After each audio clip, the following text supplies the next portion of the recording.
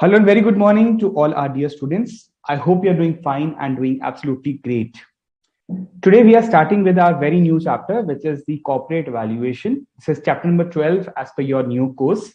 And you can see us live from the live coaching classes conducted by Board of Studies at your ease. Okay. So before we start this chapter, you need to know there are certain concepts that are very important from the examination and you should be knowing as far as the exams are concerned. Okay, I'll tell you that. Okay, so you have any queries with respect to the chapters that I taught, you are always welcome to post your queries on the other, the address that is given to you. Otherwise, we can start off with the topic. Okay, so beta, what is basically this chapter is all about? Before we start with the concepts of, like, let's say approaches or valuation, first of all, let's understand that why valuation is required. Okay, that's the most important thing. So before we, just one second, I'll open up the board. So before we start the chapter directly, we should know why are we doing this practical chapter. Okay, it's a very nicely framed chapter by the Board of Studies, because they have earlier in the old course, it was a mixed chapter for both corporate valuation, merger acquisition. Then they made a very nicely transition that they have separated these two chapters. Okay. So basically, why do we need a valuation? As you know that a lot of companies are going into IPO, including the one who has been suffering losses, like companies like Paytm, or let's say Zomato, Car Trade. All these companies have not earned the profit, but still they are coming for an IPO, and people are very enthusiastic to put their money on these IPOs. So why do we need that valuation, and what are the criteria for which we need the valuation? This you'll be studying practically as far as this topic is concerned. Once you are thorough with this understanding, the chapter wise, then you will able to do concepts like DCF, discounted cash flow methods, financial modeling in your practical life. But to reach to that level, it is much recommended and is prudent that you understand this concept. Okay, so this is what all practical. Okay, this is what is actually in the practical life. Now let's come to the studies as far as what things are important from this chapter perspective. Okay, so this is Shubham. Hi Shubham, a very good morning to you as well. I hope you are doing fine and doing great. So, but as far as this corporate valuation chapter practically is concerned, I mean from the examination perspective, corporate valuation. What are the LOS in this chapter? LOS means the learning outcomes, what you need to know before you reach to your examination center. The most important thing is number one, the value of the firm. Okay, so this you should be knowing from a very thorough perspective. From anywhere the question comes, you should be in a position to do that. Today, I will try and solve as many type of things which has been asked in the examinations, all those things I'll be competing. I'll try my best. Then again, the onus of the practice lies on you. How do you practice? So, beta, when you value the firm, it means you have to calculate these both things, FCFF and FCFE. What is this FCFF and FCFE? I'll discuss with that. You don't worry. I've not even started. So I'm just telling you that you can write in your notebooks that before you reach your examination center, or you are done with your preparation for the exam, your November exam, 1 month, 2 months before, you should know that what is important and do you have that confidence or not. So FCFF and FCFE is important from the examination as far as this is concerned. Second is the gearing of the beta.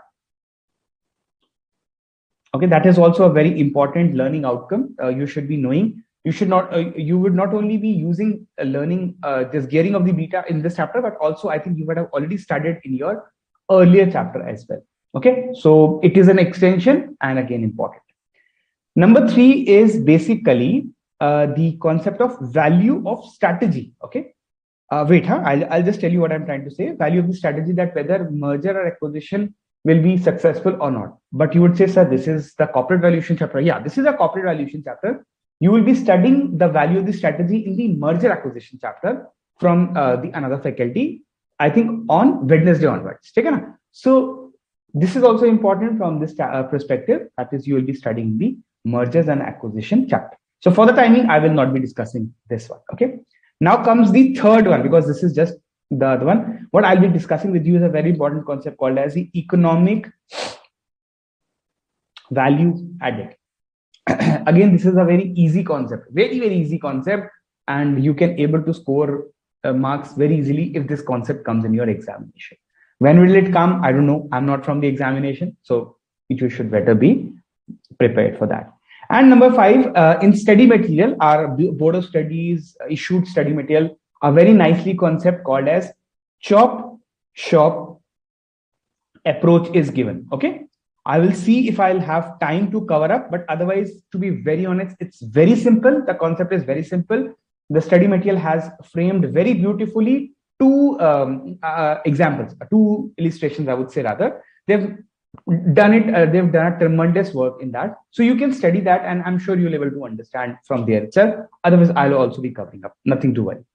And the last one, but not the least one, is the interest gearing ratio, or let's say interest coverage ratio, I would say rather. Okay, again, study has given a question. Only one question is there in the study, so you should also be doing that. Okay, but again, I don't know what's important, but if I use my decades of experience in the exam, this has been always the favorite of the examiner. Now this has will be coming to the next chapter, so again, we'll not be discussing in today and next class, but this will be covering up in a very comprehensive manner. Okay, beta. So I hope you have written all these things, that what is important from the examination. And again, need not to say cover up everything as far as the study material is concerned. You don't need to leave anything. What I'm saying is just stress more importantly on these concepts. If something I've not covered up, try to cover up entirely from the study material. That should be your Bible. That is my humble request. Okay. So let's gear up for the important things that we have. Take you back to the slide, which is, I think, available to you for the download purposes. Okay, so these are the basically better approaches to the valuation or the methods of valuation. Number 1 is asset-based method. Okay, we'll discuss each and everything. Second is a earning-based method, and third is a cash flow-based method. So this one is the most important one. So try and put all your grip into this topic. Otherwise, these two are quite simple and I think easy for you to understand as well.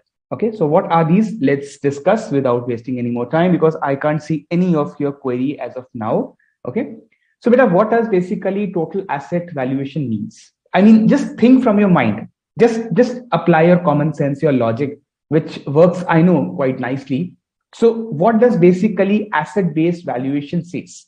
Yes, you are absolutely right. Whatever you're thinking, sir, is it that net asset that we have studied in our FR financial reporting paper? Absolutely correct, sir. But nothing different it is there. Asset-based valuation model basically talks about the concept of total assets. Sir, is the total asset, you mean to say the balance sheet total? No, beta, no. I'm not saying the total of the balance sheet. Total asset as per the asset-based valuation model means that you need to add up your fixed asset. Okay, so better if this is your balance sheet. Okay, this is your balance sheet, right? So I'm not talking about this total. No, I'm not talking about. I'm saying take the components from here. You can take the fixed asset, you can take the intangible assets, okay, plus intangible assets, okay, and you can add up the CA, not the chartered accountant, which you would be, but your current assets, okay, your current assets. Okay, and there you have the CL as well. Okay, not your compensatory leave, but your current liabilities. So you can reduce your current liabilities from here. And then the value that you arrive as is the total assets. You can also call this model as book value. Okay, book value. So again, you can calculate this book value by two ways. Either you can add up equity shares capital plus reserve and surplus, or you can do one thing, that is total assets minus long-term debt. Okay, yes. Sir, we are just confused in two things. What, beta? Sir, number one, are these two formulas? See, beta, this is not a formula. Okay, in SFM, you don't have much formulas except for 3 or 4. All those black shawls and all those things are the formulas actually. Otherwise, this is just a very simple concept that total asset basically means that what is the worth of your company. Okay, worth as of today. So if I look at the balance sheets, okay, if I look at the balance sheet, I cannot say that the balance sheet is correct. Sir, what are you saying? It is being audited by a chartered accountant. Yes, the balance sheet is correct in terms of accounting. I'm saying, okay, we are not talking about accounting. We are studying SFM. We are not studying FR. So I'm saying the accounting might be correct, okay, or would be correct because it is done by a CA. The accounting would be correct, but the valuations may not be correct. You are getting my point. The balance sheet is prepared perfectly. You have applied all your Ind AS, impairment, all those things. I'm not talking about that. I'm saying that the value of the balance sheet might not be the correct one because the value that we can see on the balance sheet, okay, that not might not be the case. Okay, the realizable values could be much higher or lower than what it is showing. So that is the reason that we calculate the value of the company with the help of the total asset concept. This is the one that this we are saying. Okay, clear? Yes, sir. I'll give you an example. Don't worry. When we talk about the book value basically means that since you have calculated ratios like PE, okay, or P by BE, BV, book value. So book value is nothing. When you take the total assets, means total of all this, and you reduce the long-term debt, you get the book value. Or you can say the equity share capital plus reserve and surplus. So when you add both of the things, okay, when you add both of the things, then you get this book value. Okay, clear? Now we'll take you to the next point, basically, because there had been certain limitations, okay, in this method. Because as I told you, that the balance sheet will be prepared by a chartered accountant, that will be audited, tax audit, all those things must have been done. But the values may not be the one which is reflecting in the balance sheet. So it had a lot of limitations. So we are using it. I'm not saying that this is a completely, scrapped thing. If it would have been a scrapped thing, why would we be teaching you? I'm padha rahe hain because it's an important one.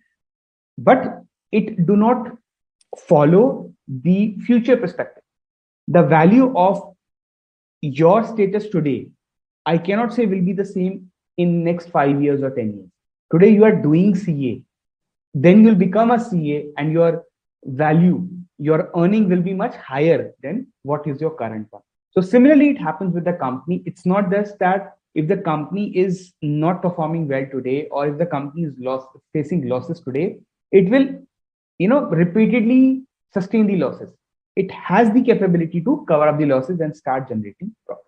So asset-based model basically talks about when the assets are there. And secondly, there are companies where assets are not there.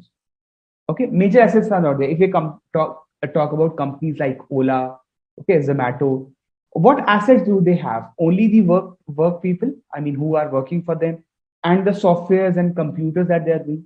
They don't have lavish offices. Okay, they just applying the technology, and whatever asset that they have, they are more in intangible nature. So in those cases, the asset-based valuation model faces some about the limitations. I hope you have got my point. Okay.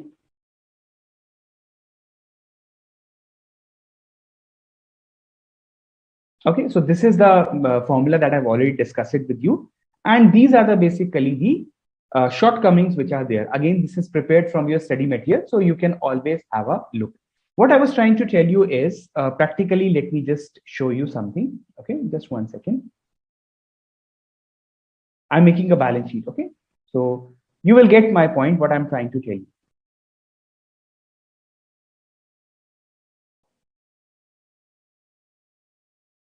Okay, so this is basically, let's say, a already balance sheet, which is audited one, okay, by a chartered accountant.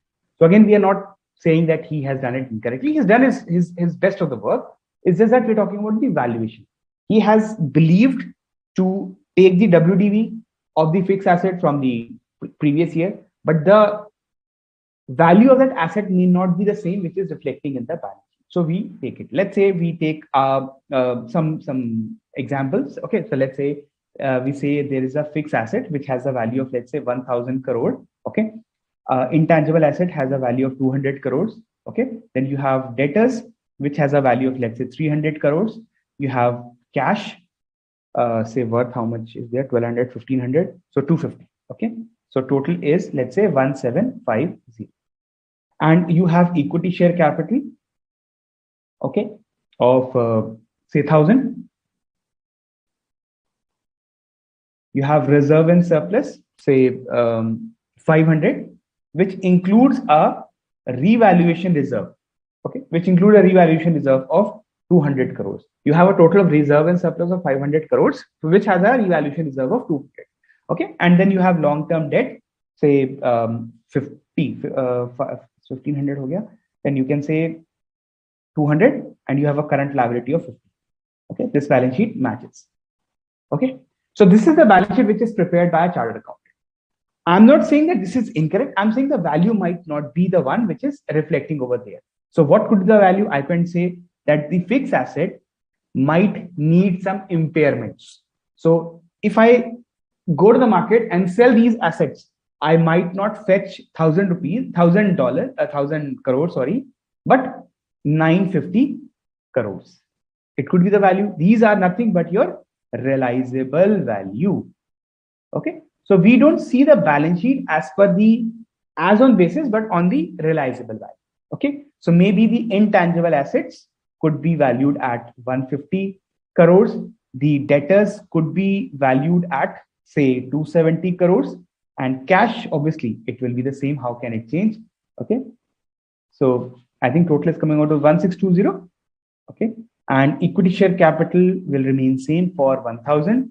Let's say the reserve and surplus, which has a revaluation reserve of 200 crores, it has a value of only 50 CR. So your actually reserve and surplus becomes 350. Okay. And your long-term debt, the payment you think that you have to pay 200, that's also seen, that is 200. You have a current liability. If you think you have to pay 50, you could have to pay 70. Okay. So that balance completes your balance. So this is what the thing is, that what is the balance sheet actually and what is its realizable value, that is has to be seen. But again, it suffers some limitations. Okay. The overvaluation or undervaluation. Okay. There may be some fixed asset will not be in a saleable condition. If I say I have a fixed asset as Nokia 3310, do you think it has a worth? You say yes, sir. It's used for protection. It's a very tough model. Okay, I say you have a balance sheet in which we have a fixed asset having BlackBerry phones. So is it an asset now? No more, because they have stopped their services. BlackBerry, the old phones have stopped working. So there are things which might not be practically possible when you go and sell in the market. So I hope this is clear. And secondly, a company could have intangible assets like companies like Ola, Zomato, all these who works on the technology. Okay, beta. So this is what the thing is. I hope this is understandable. And then you have some more things, that what are its drawback, and the main important problem is the problem of going concern basis. Okay, that's the main problem, that whether the company will run in the future or not, that's again a problem, because the way the technology is coming today, they are eating up a lot of jobs in the economy. You might not be say what you call as require those things which you were requiring it earlier. And I think COVID has also learned us a big lesson to focus on the priorities of the life rather than thinking that the things will be stay forever in a life. It really doesn't happen. Okay, that's the major concept. Okay, so this is simple. Okay, now comes the second one, again very beautifully framed in the study material. I've taken the component from there only. It says whatever the drawbacks was there, whatever the drawbacks with respect to you call as total asset method had, was fulfilled by this income-based approach. Okay, income-based, simple. There our valuation was based on the assets of the companies. Here the valuation is based on the income of the company.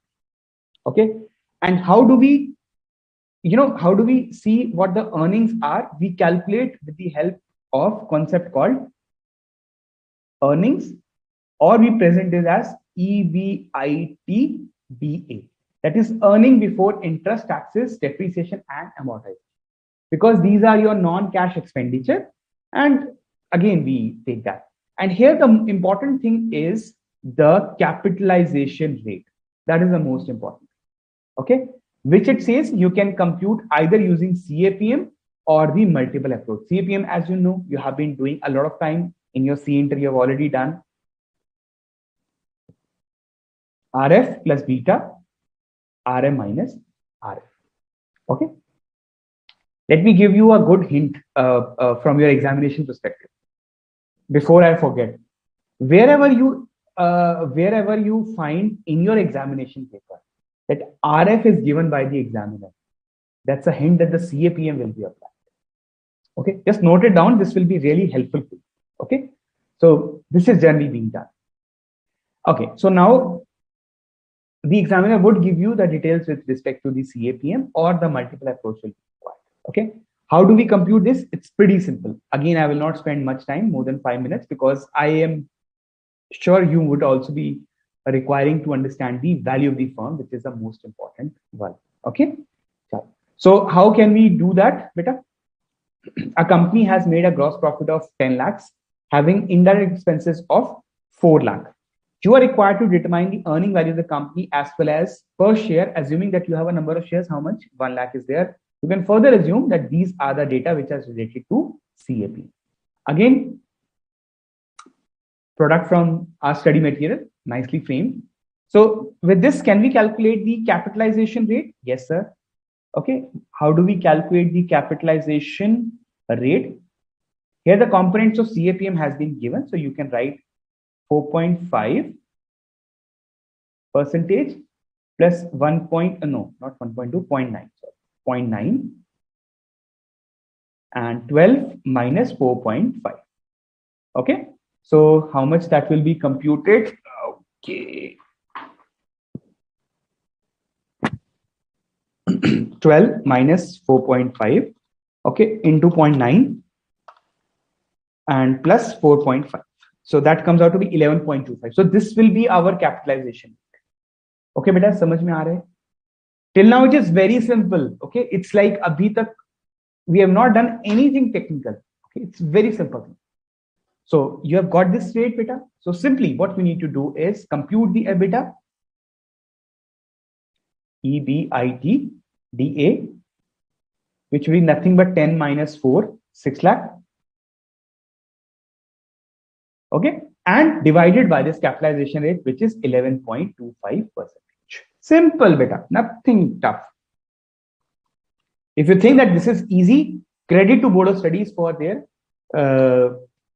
content that I've taken for the purpose of explaining you.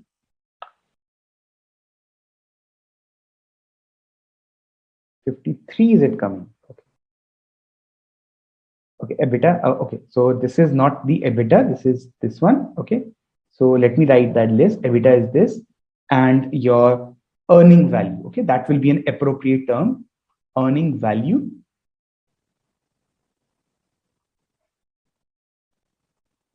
So it says you have an earning value of 5, 1, 2, 3, 4, 5, 6. Okay, 1, 2, 3, 4, 5, 6. Okay, this is your totality earning value. So what will be your earning value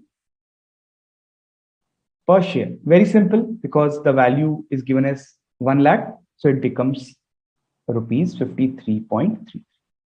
I hope that is clear now. Simple, nothing much. So this is what is given in your studies. Simply you can calculate.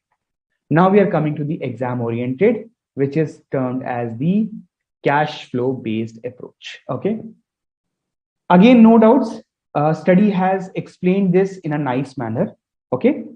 But you would say, sir, theory, we are not willing to study the theory as of now. Can you explain us whatever is written by the the Board of Studies? Can you explain this with an example? Absolutely.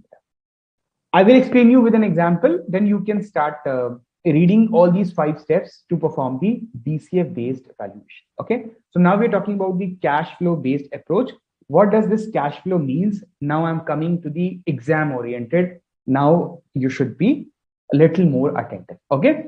And if you're joined now, so nothing to worry, not much you have missed. We are taking up the concept of cash flow based approach to calculate the value of the firm in totality and also equity. Sir, are we supposed to calculate both in the exam? No. Whatever the examiner is asking, if he's asking you to calculate a total firm, give him the total firm value. If he's asking for only equity, give him the equity value. Both are easy to compute. Okay, beta, clear hai? So now we are coming to the concept of FCFF now officially.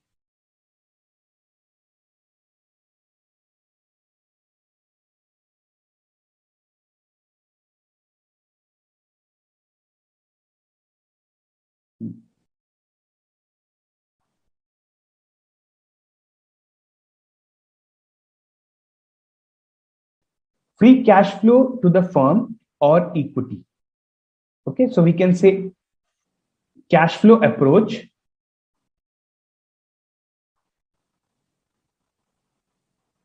First of all, where is it applied? Okay, where it is applied? Okay, it is applied. The chapter you will be studying after this. Okay, for the purpose of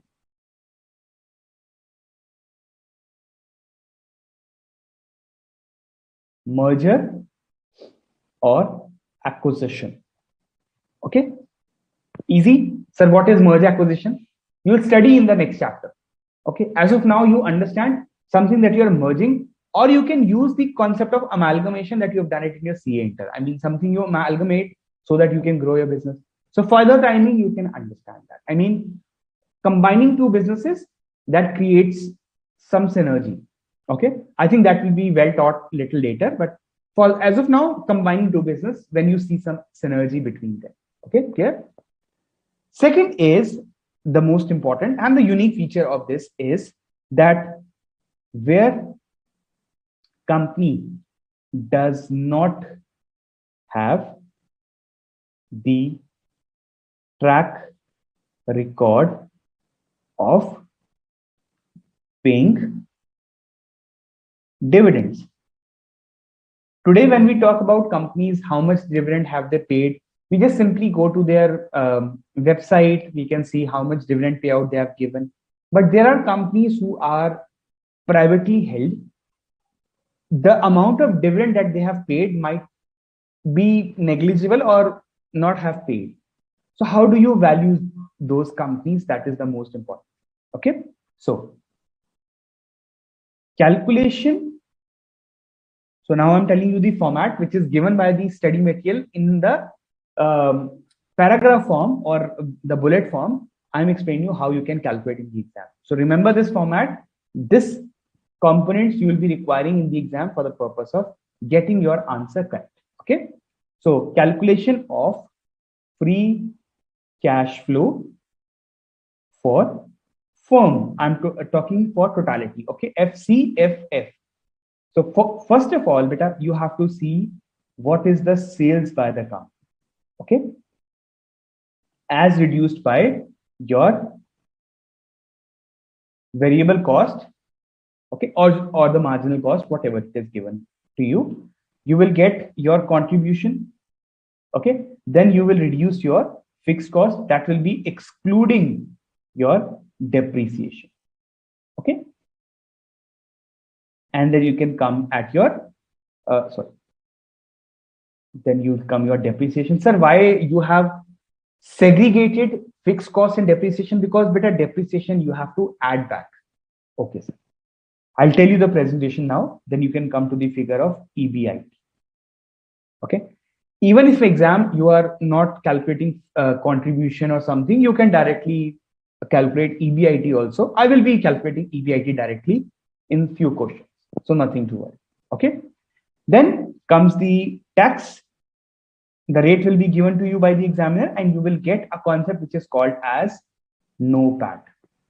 Sir, this is a new concept. Yeah. Net operating profit after tax. Sir, what is NO, not net operating profit after tax. Here, beta, we are not considering the interest factor. Okay. Sir, what is the difference between normal EAT and NOPAT? I'll come to you. I know this question might be coming in your head, so don't worry.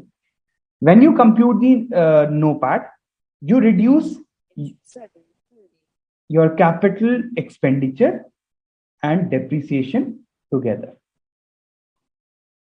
Okay. And also one unique concept of the change in working capital. Sir, what is working capital, beta? The amount that you require for the purpose of managing your business. I think I have discussed about this in your IFM chapter, the International Financial Management chapter I've already discussed. So you should be knowing what is the working capital. Okay. And you can calculate this and you will get the concept of the CFAT, cash flow after taxes. So I hope this format is clear, students. It's nothing tough, okay? Very, very straightforward, okay? Besides this, you should also be able to calculate the FCFF in exam, like NOPAT is given to you, then you can reduce your net investment.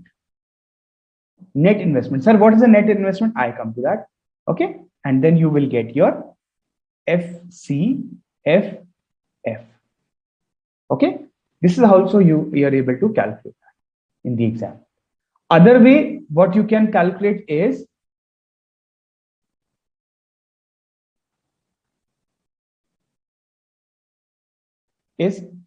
you might be given the, okay, first let me tell you about the net investment, then we'll move further.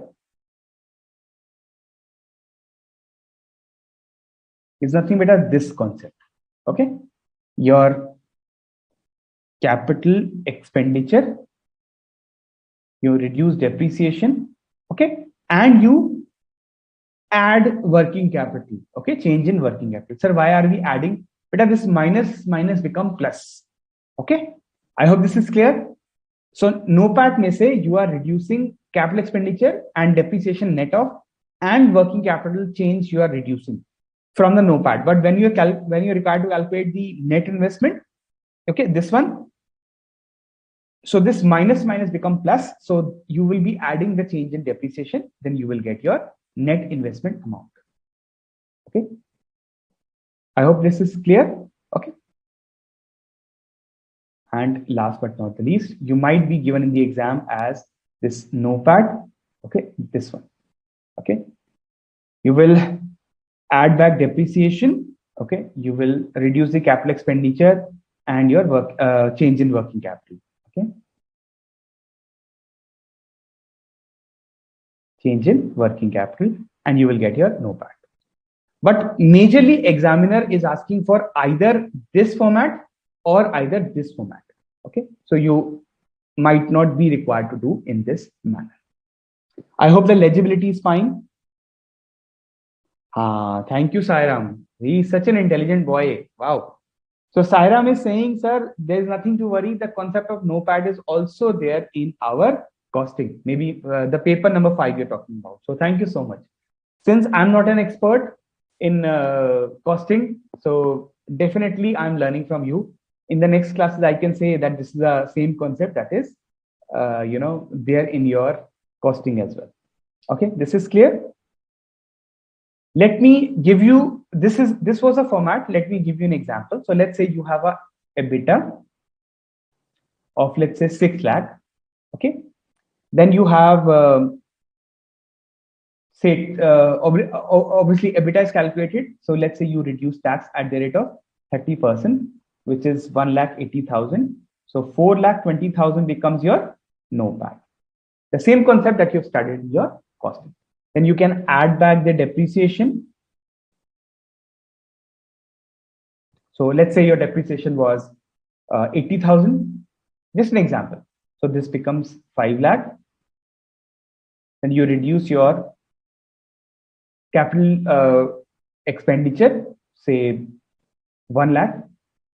Okay, and your change in working capital. So say 60,000. So this you will get your FCFF in exams, which is 160 हुआ तो 3 lakh 40. So this is your FCFF. You can calculate this also in the exam. Any doubts, Peter? No doubts? Or the presentation could be little more different. Have I done it correctly? Depreciation add back. Okay. Okay. So 160, 340. Or you can calculate in this manner also in the exam. Directly NOPAT, which is 420, and you can do net investment. Okay, net investment. So net investment will be capital expenditure minus depreciation, which is 20, and this thing, your 60,000. So 20 plus 60,000, that is 80,000. So you will reduce this, you'll get 3,40,000. Clear? This is also you can this is also a way you can present the examination. This is also a way you can present the examination. Both ways you will get your FCF. So it's not required that you have to follow the entire steps. Even if you directly start your question with NOPAT, okay, then it's fine. But it is always better to show the calculation of the NOPAT if you have time. Okay, just in case you don't have a time, so you can just leave that. Okay, beta, this is clear. Okay, let me give you an example now. The concept of free cash flow approach. Okay.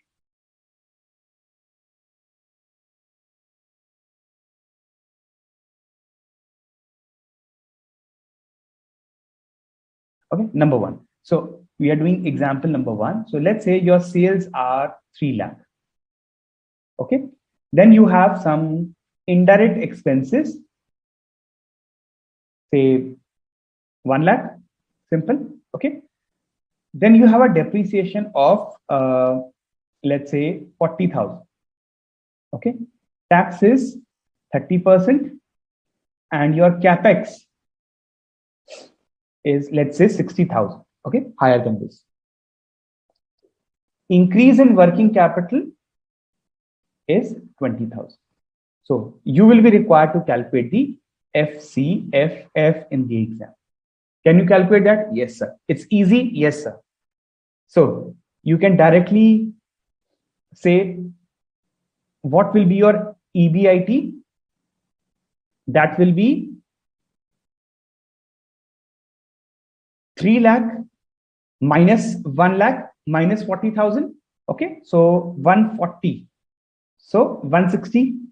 EBITDA will be 160 minus tax at the rate of 30%. Okay, how much will it be?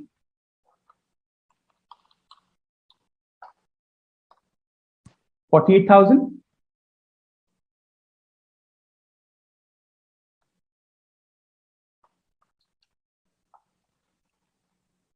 So 1 lakh 12,000. So that is called as NOPAT. Okay, then you can reduce capital expenditure minus depreciation net off. So net off will be 60 minus 40 will be how much? 20. And the change in working capital, that is 20,000. So beta, you will be reducing 40 from here. So 72,000 will be your FCFF. I hope now you will be finding it very, very easy. And since you have already done your NOPAT in your costing, so again becomes quite easy. In this way, the examiner can give you. There could be another way as well, beta. What is that another way the examiner can give you?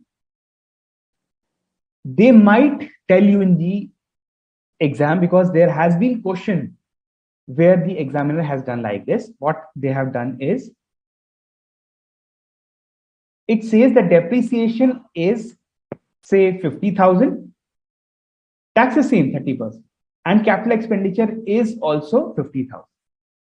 So sir, you mean to say that they are being offset? Absolutely correct. What you're thinking is absolutely correct.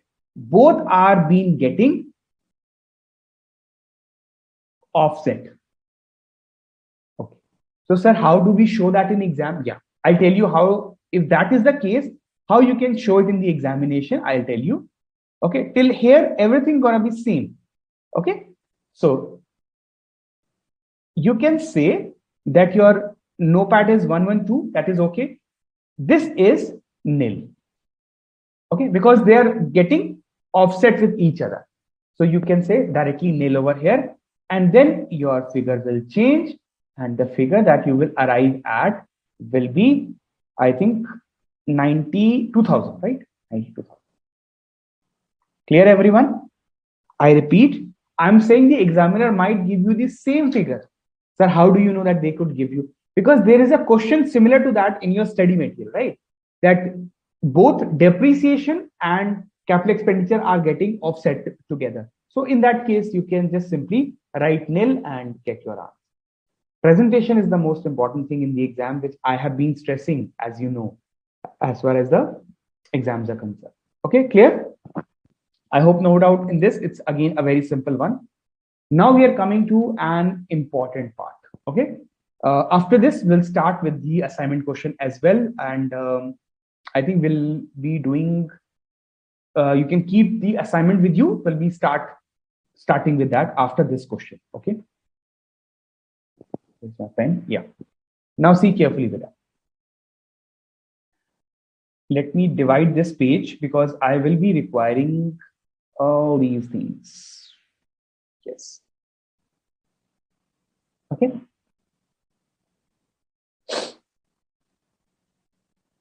So another another example. Okay. So let's say the sales are 500 lakhs. Simple. Okay. Indirect expense is, let's say, 200 lakhs. Depreciation is 70 lakhs. Capital expenditure is 120 lakhs. Okay. Working capital that is required is, let's say, 150 lakhs. Tax is 30%. Okay. Now,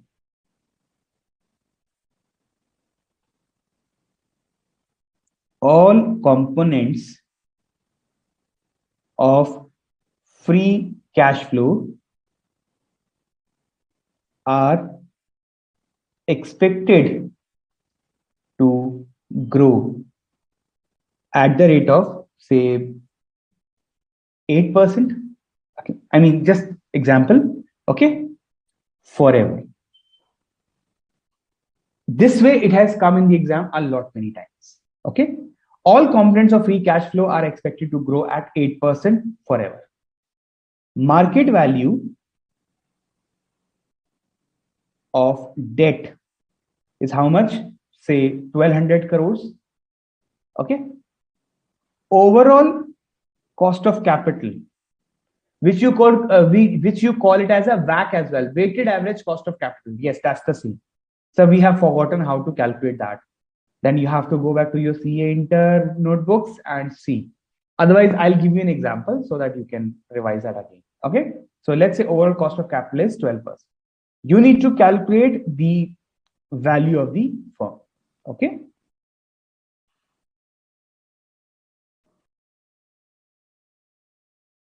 Firm and value of equity. Okay, clear? That is the thing. So now, can you calculate this, beta?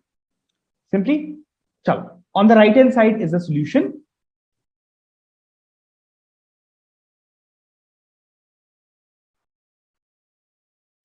See, how do we present in the exam? The first thing that we will calculate is the value of the firm. Okay, so we'll write calculation of value of the firm. Can I write like this in the short form? I hope you don't mind. Okay, so we have sales, we have indirect expense, we have depreciation. So we can save time and we can reduce 270 from here. Can I write directly EBIT? Okay, no, I cannot write like this. Why? Here in the exam, it says all components of free cash flows are expected to grow at 8%. So what are the components of the cash flows? Beta, these are the components: sales, indirect expense, depreciation. All these will grow as you grow in the business. So how do you present in the exam? See very carefully. Sales, you can say 500, okay, 1.08. Sir, what is this? Beta, 8% growth. So 1.08 times, you would say. Now clear? Yes, sir. Minus indirect expense, 200, 1.08. Okay. Minus depreciation. We are assuming this will also grow in that same manner. Then you will get the EBIT. Clear now? I'm just trying to tell you that it is not always be possible that examiner is asking you to do the calculation without any working. You will have to show the workings like this. Okay. 540.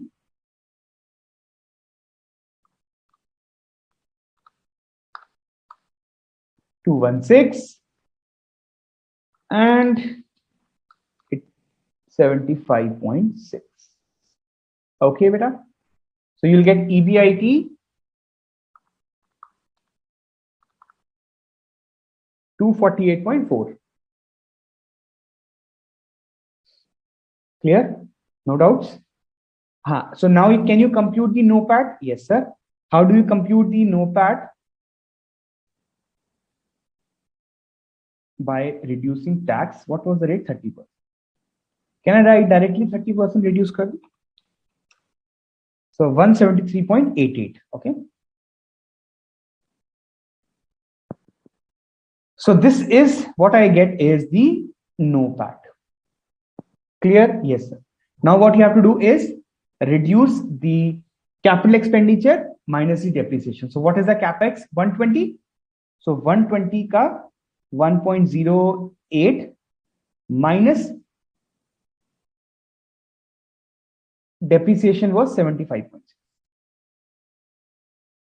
So this computation we have already done in case of depreciation. Again, I'm putting 120 into 1.0. It means 8% of the 120 as well. Okay. So 120 into 1.08 and minus 75.6. So the net amount comes to exactly 54. Okay. And minus change in working capital. So as we'll grow our business, our working capital will also grow at 1.08 times. So 150 into 1.08. So 162. Okay, so 162 plus 54. Is it less? Working capital is quite high. Let me reduce that. Otherwise, we'll have a negative cash flows. Okay, wait. Because this was just my own framed example. So I'm sure you will be able to understand with this. Let's keep it 50. Okay. So it will be 50.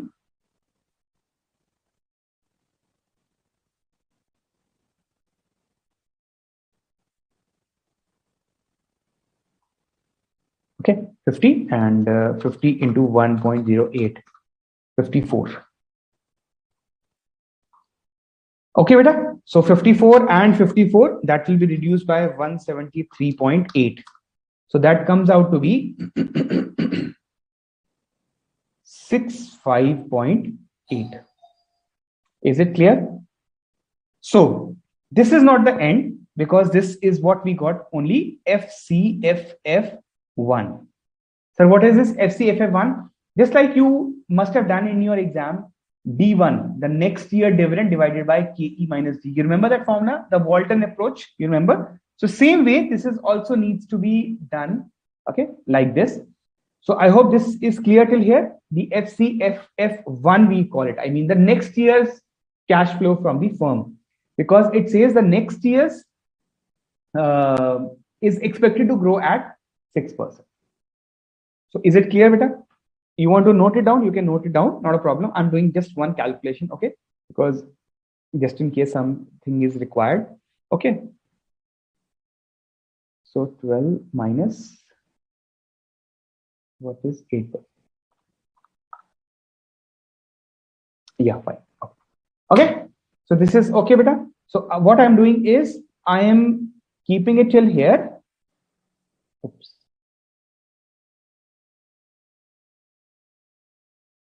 No part.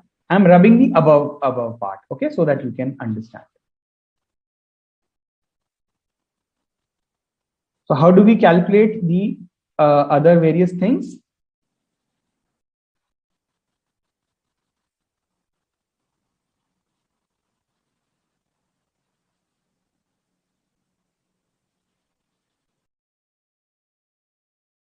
Okay.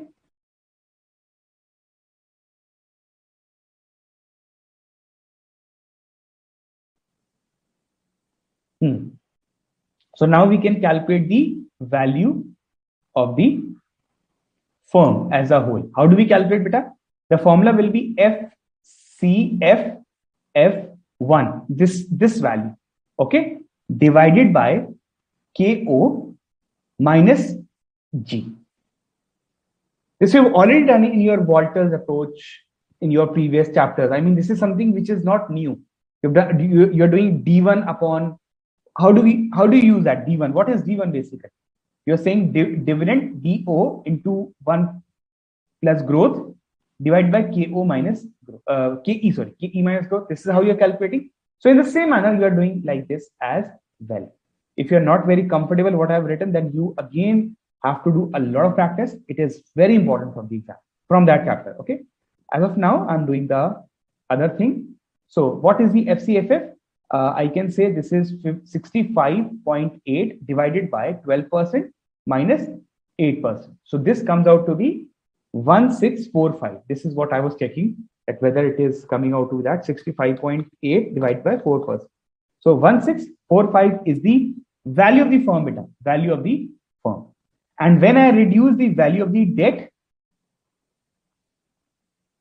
market value of debt, which is 1200 crores, so I get the value of the equity. How much?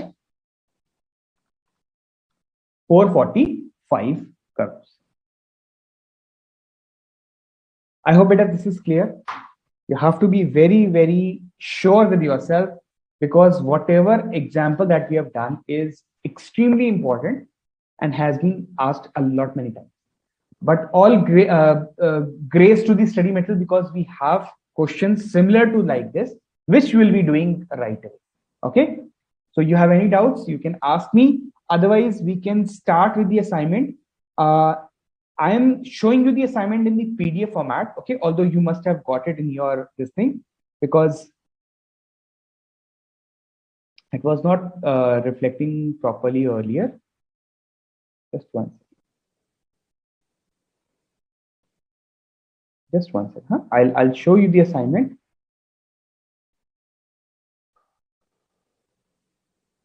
Yeah. So I hope the assignment would be visible to you. Okay.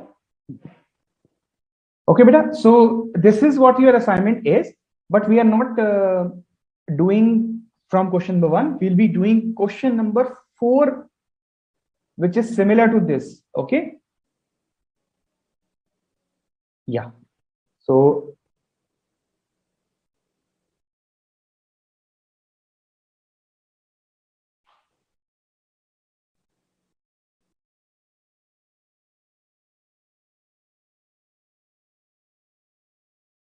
yeah.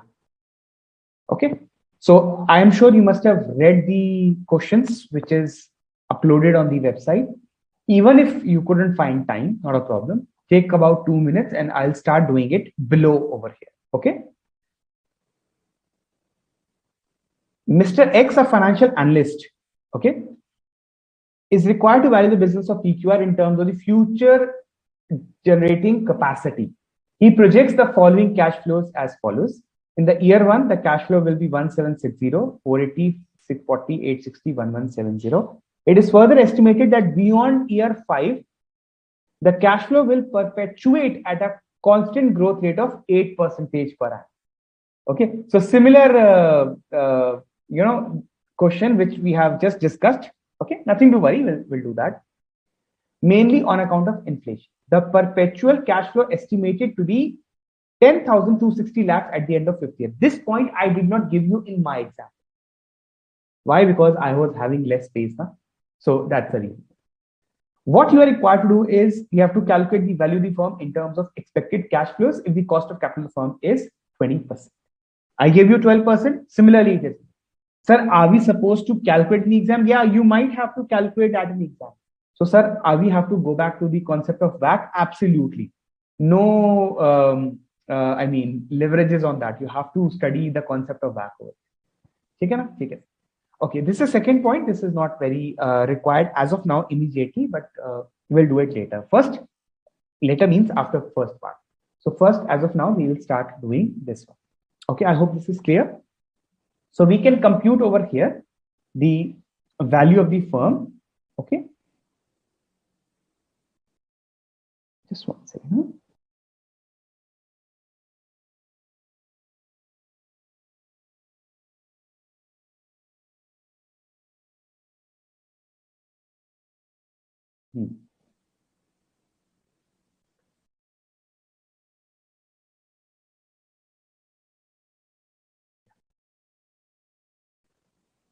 So, can we compute the value of the firm? Okay, so we will have, say, year 1, 2, 3, 4, 5.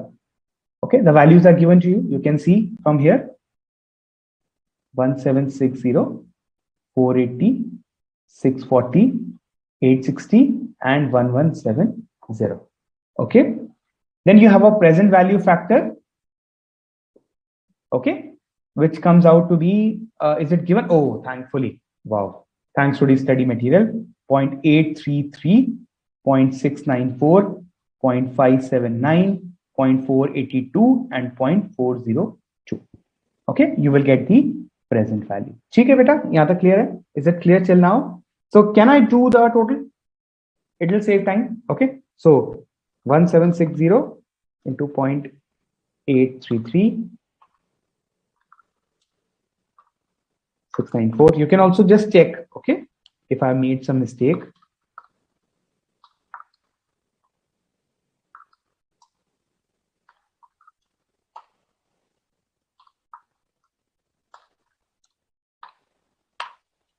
Okay, but I am getting as 3054.62.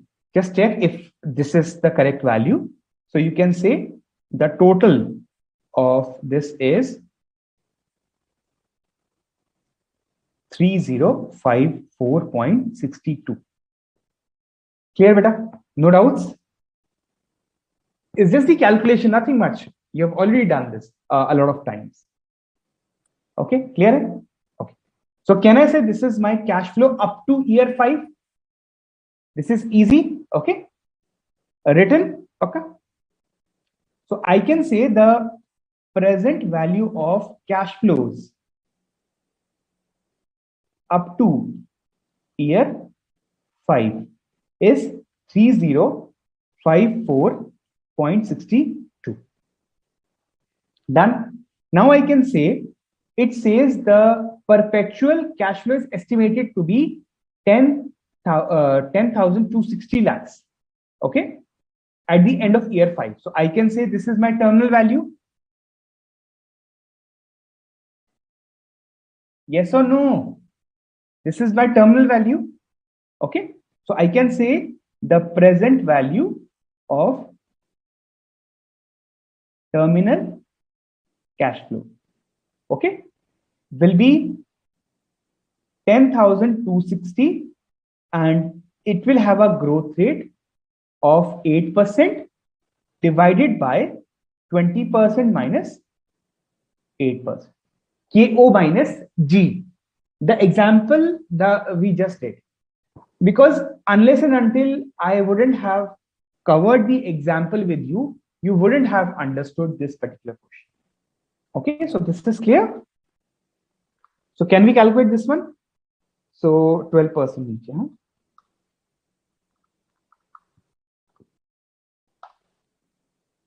So this comes out to be 12%.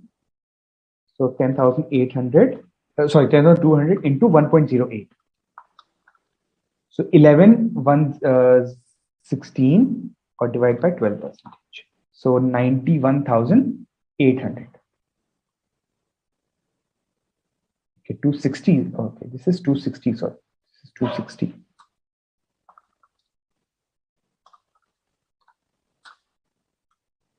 Divided by 12. Okay, so now the value is 92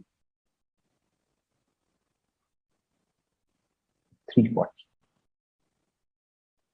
Okay, so can we get its present value? Okay, because this is the present value of the terminal cash flow. So terminal cash flow is this. So iska present value you can calculate by multiplying it with 402. So 37,120.68. I hope this is clear, students.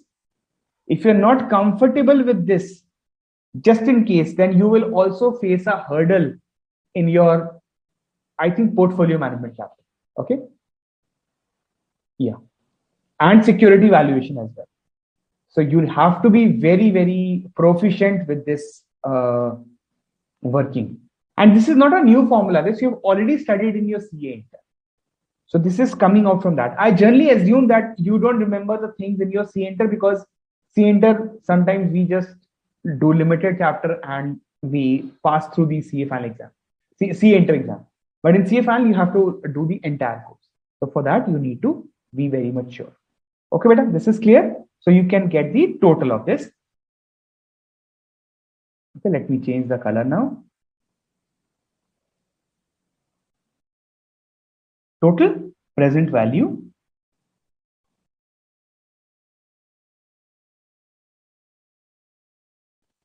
Okay, clear? So total करना है बस.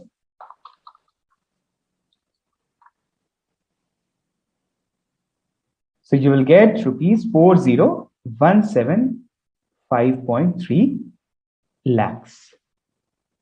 Clear? Yes, sir. Sir, are we supposed to calculate the value of equity as well? Beta, have they given you the value of debt? No, sir. Sir, in what ways can they give the value of the debt? Beta, either they will give you directly a one-liner that, just like I gave you the example, that the value of the debt is this much. Or the examiner might give you a balance sheet. What they can give you a balance sheet. There you can take the long-term debt value and reduce it from the value of the firm so that you can get the value of the equity. Yes or no? Okay. Okay. Since value of the debt is not given to you over here, so what you can do is your first part is complete.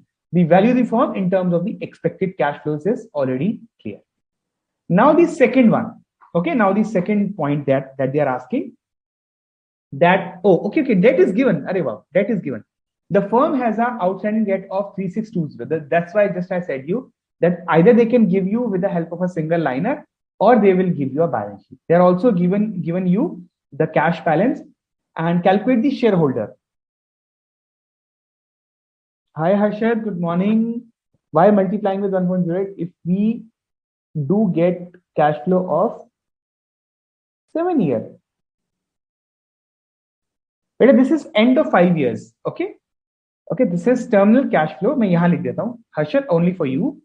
Okay, since you have asked something. Terminal cash flow, which is after 5 years. Okay, Harshad? 260. And it is estimated that it will grow. See, it is already given, beta. It is further estimated that beyond 5 years, 5 साल के बाद, beyond 5 years, the cash flow will perpetuate at a constant growth, 1.08, mainly on account of inflation. And amount is this, you have to do it by KO minus G. That is why I'm doing. So this is after 5 years and till the company will be in existence. Clear, beta? Harshad? Okay? Now comes the, value of the firm is there. So less, I can say the value of the debt. Okay.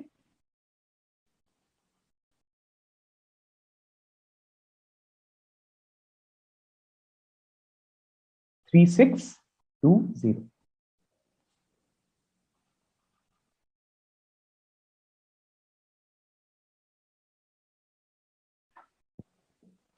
So minus 3620, 36555.3 lakhs. Okay, beta, this is clear.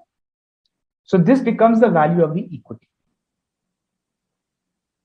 If it is clear till here, okay, so can I wrap this and do the next further part, because they are saying calculate the shareholder value per share if the number of outstanding shares is 150. Clear?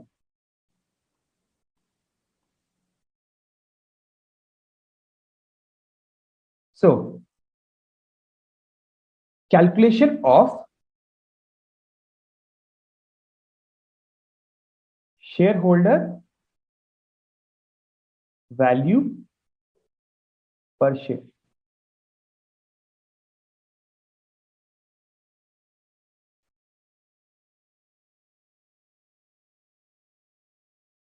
divided by 151.50. Okay, you'll get the value per share. So that will be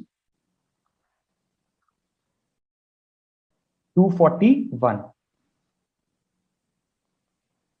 So as of now, the company's value per share is 241 rupees, and they have got a bid of only 225.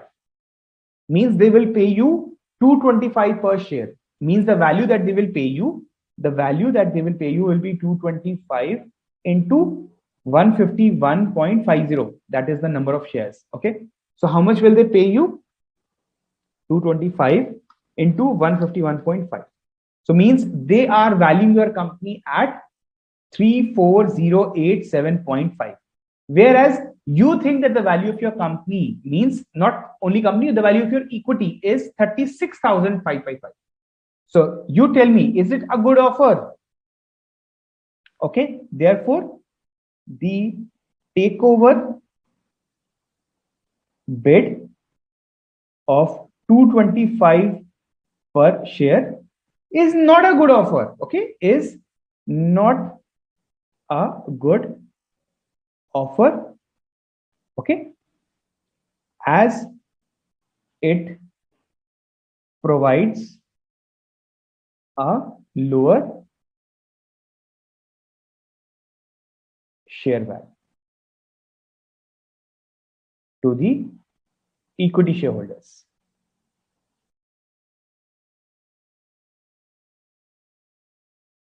Clear? Any doubts, guys? This ends the question. If you have any doubts, please let me know. Harshad, I hope it is clear here. The concept of the terminal cash flows, I hope that is clear to you. If that is the case, then we can move little more ahead. Done? Okay, so if this question is clear, again, this masterpiece was again from the study material. We have another masterpiece, that is question number 6 we have. Okay, so we can do that. I hope you have the assignment with you. I too also have an assignment.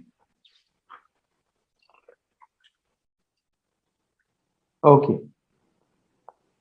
Yeah.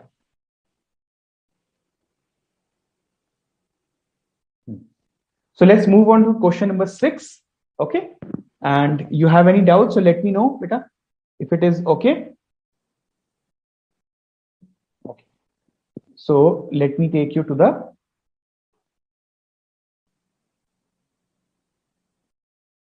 next question. Let me clear all this first. Yeah.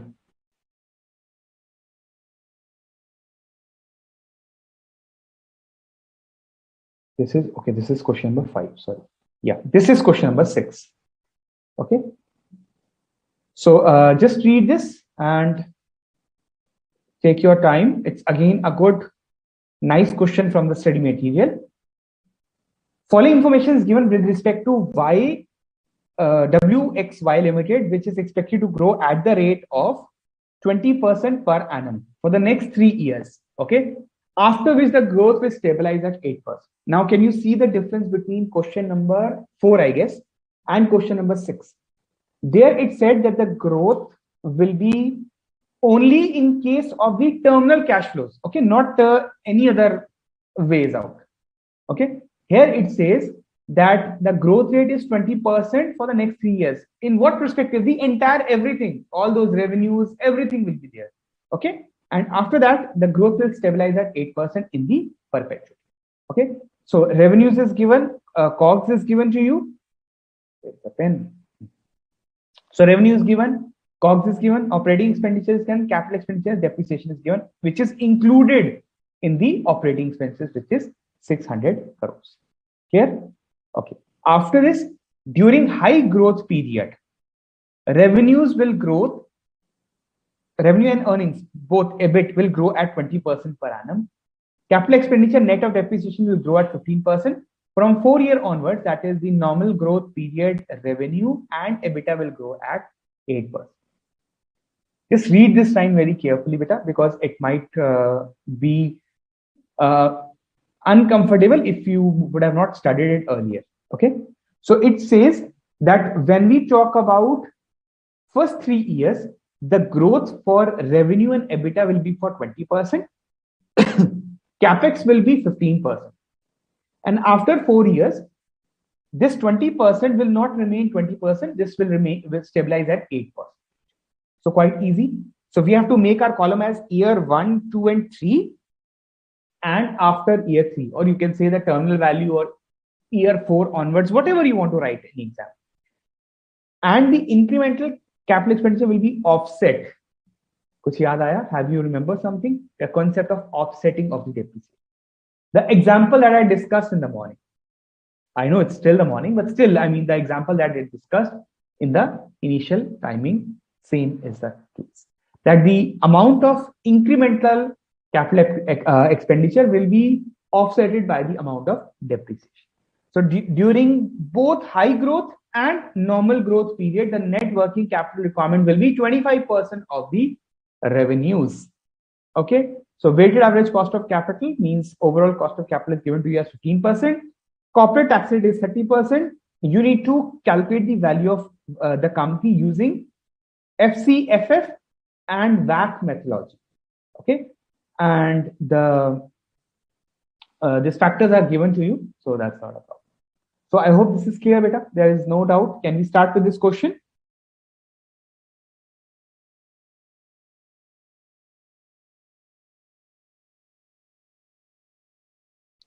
Okay, Harshad has a doubt from the previous one. Okay, 10260 is cash flow of 6th year, right? So if we add 8%, we'll get 7th year, and 5th year has 117. How can we? No, beta. See one thing. For 6th year, okay. For till 5 years, the value was, Harshad, this is only for you, okay? Baki others, you can start solving it. I'll come back in 1 minute. This was for the 5th year onwards, okay? So for 6th year, you would say 10260 into 1.08. 7th year, 10260 into 1.08 ka square. 8th year, 10260 into 1.08 ka cube. So this is how you are doing that. But because क्योंकि वो कह रहे हैं, since they are saying that it will be a perpetuity, okay, the growth will be in perpetuity, so we are not using this, we are doing divided by KO minus G so that we can get the terminal value.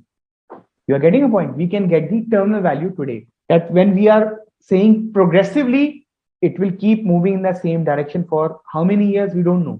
It will in perpetuity. Perpetuity means which doesn't have a life, okay, which goes on and on and on.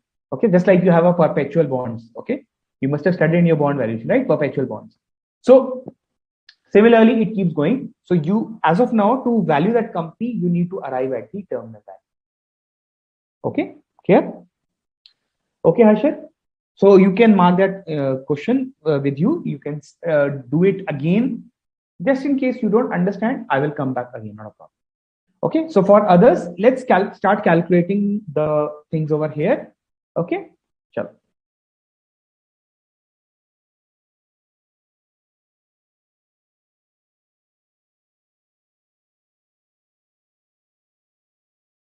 Okay, so we have little less space. I will create some space. Okay, not a problem. The first thing is calculation of EBITDA. So can we calculate that? Yes, sir. Okay. Why? Because a lot of working is there in EBITDA terms. Okay, so you will have 7,500. Sir, you have not calculated the growth. Yeah. Well, we can calculate the growth in totality as well. That's not a problem, or individually as well. The answer from the study material, they have done it individually. I'm saving little time to do it in that way. You will understand, don't worry.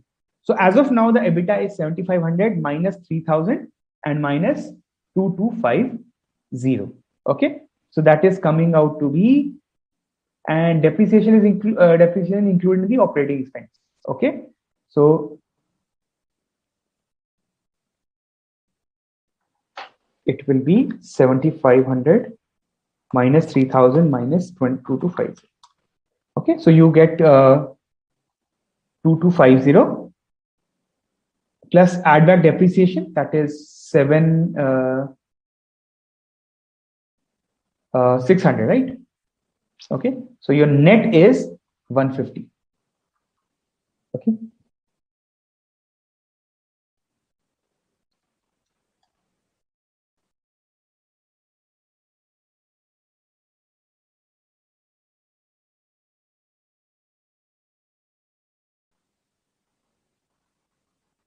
so this is how you can start your computation. Okay, otherwise let me do it in that manner. Okay, I hope you have the assignment. I'm doing this calculation over here. Okay, this is a wider space.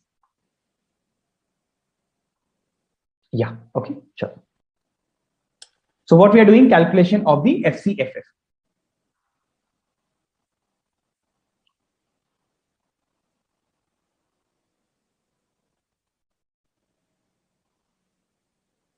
So this is year 1, year 2, year 3, and the terminal value. Okay, what is the revenue? Currently it is 7,500 crores. Okay, so that will be a 20% growth, 20% G. So 7,500 into 20%, 1,500 will grow, and adding 7,500, that will be 9,000 crores. Okay, so 9,000 into 1.2, 10,800 into 1.2, 12,960. Okay, now but the growth in terminal value will be for 8%. For this it will be 20%. I hope this is clear. So into 1.08 and not 20%. Okay, so this will come out to be 13,996.8. Clear? Iska 8%, and all this was 7,500 ka 1.20%. I hope this is clear. Quite simple, right? Okay, so now comes the next one, which is COGS. What was the COGS? 3,000. Okay, that will also grow at 20%. So 3,600, 20% growth rate, and 3,600 ka 1.2 again 4,320. Okay, 1.2 5184, and then you'll get 8%, 5598.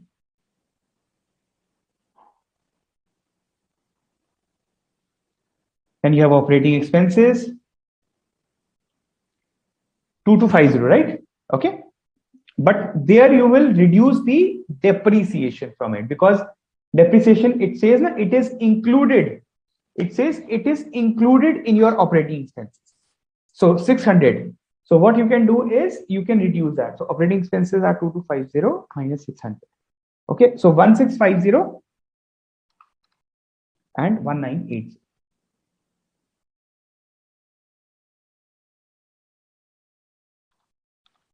Now I'm taking a little faster.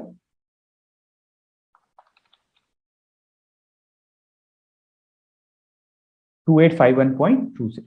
Okay, and iska 8%, 3079.30. Depreciation, how much is there? Which is 600, right? So 600 ka 1.2, 720, 864,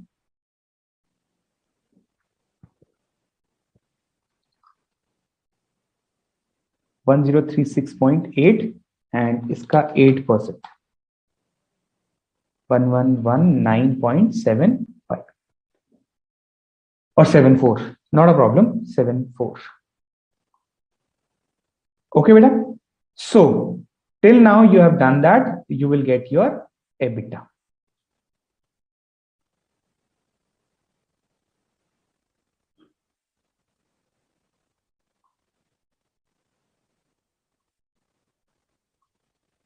Okay. So can you calculate 9,000 minus 3,600 minus 1980 minus 720? Okay, 2,700.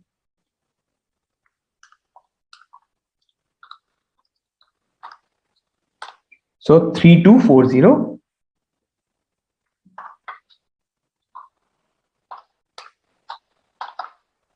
3888. Okay. 4199.04. You'll reduce the tax. What is tax percentage given in the second last line? Required se upar 30%.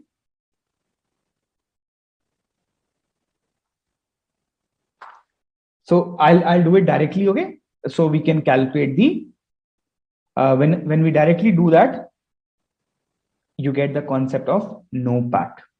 Okay, so 2,700 minus 30%, you'll get 1890. 3240 minus 30%, 2268. 3888 minus 30%, you'll get 2721.6, and 4199.04 minus 30%. 2939.33. Clear till here? No problem as such. Okay. Now there is something that we need to do over here is the working capital. Oh, acha, usse pehle we have to do the capital expenditure less the depreciation. Okay. So how do we show that?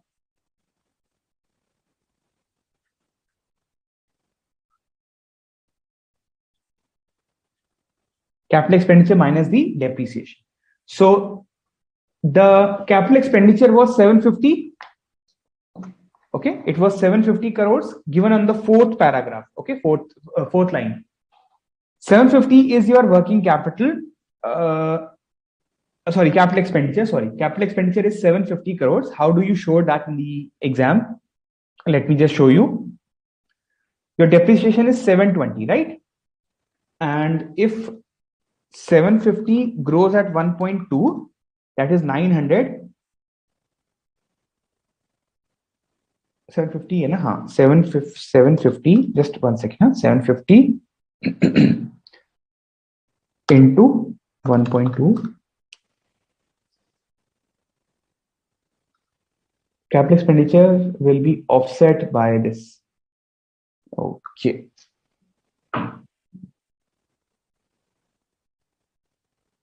This is how we can calculate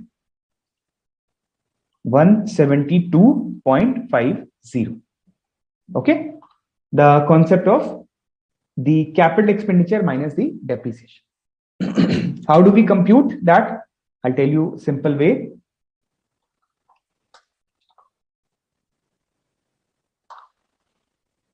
This is 15%, right? So you can say 150 into 1. Okay, this amount is clear? No? Okay, just give me 1 minute. I'll show you. See. Yeah. See over here. It says that the capital expenditure and net of depreciation will grow at 15%. Okay, clear? So now,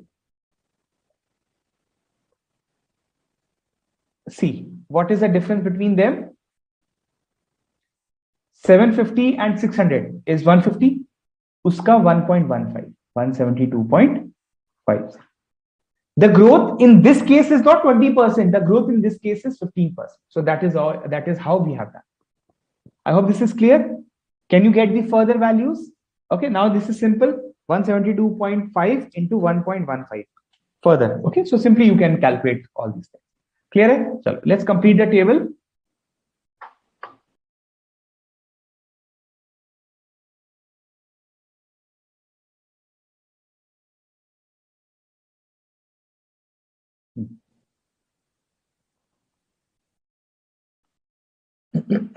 $198.375. Okay, iska further 15%. That is 228.13. Okay, and now it says after 3 years they both will offset each other, so there'll be a nil over here, just like what I showed you in the second example that we did of our class. Okay, any doubts still here? Okay, Harsha, thank you so much. Okay, clear? Now you can do the change in working capital. Okay, so for that we have to do little calculations. Okay, what is the calculation which is there? Working capital, abhi is it given? Working capital, how much will be required? 25% of the revenue. Okay, so revenue ka 25% that will be required. So can I say like that? Ye revenue hai na? So can I say just iska 25%? Okay, for this you get 25%. So how much will be there? 9,000 ka 25%. That is for the first year. Earlier it was 7,500, then uska 25%, then 9,000 uska 25%, 10,800 uska 25%, and 1,260 uska 25%. Yes or no? Clear? So we can do it over here. Say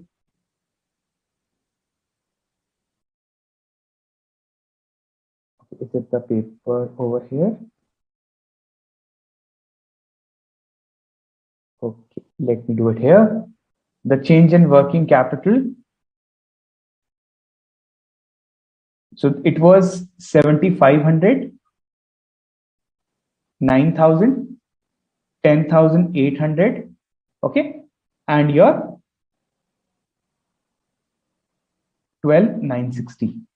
Okay, uska working capital, it was earlier for 7,500, 25%, that is 1,875. Okay, and then it was 2,250, then it was 2,700. Okay, and 1,2,960 ka 25%, then it is 3,240. So change in working capital will be the change among them. Okay, and so on. So the change between them will be how much? The first year will be 0. Okay, and because it is changing, then it will be 2,250 minus 1,875. Okay, 375. And so on. So I hope you'll be able to do that. Okay, let us write the figures over here. Change in working capital will be 375, and then the difference between these two, that is 450. Okay, and difference between two, 3,240 minus 2,700. Okay, 540. Okay, and 13,996.8 ka 25%. Okay, for the fifth year, iska 25% minus 3,240. Okay, clear enough?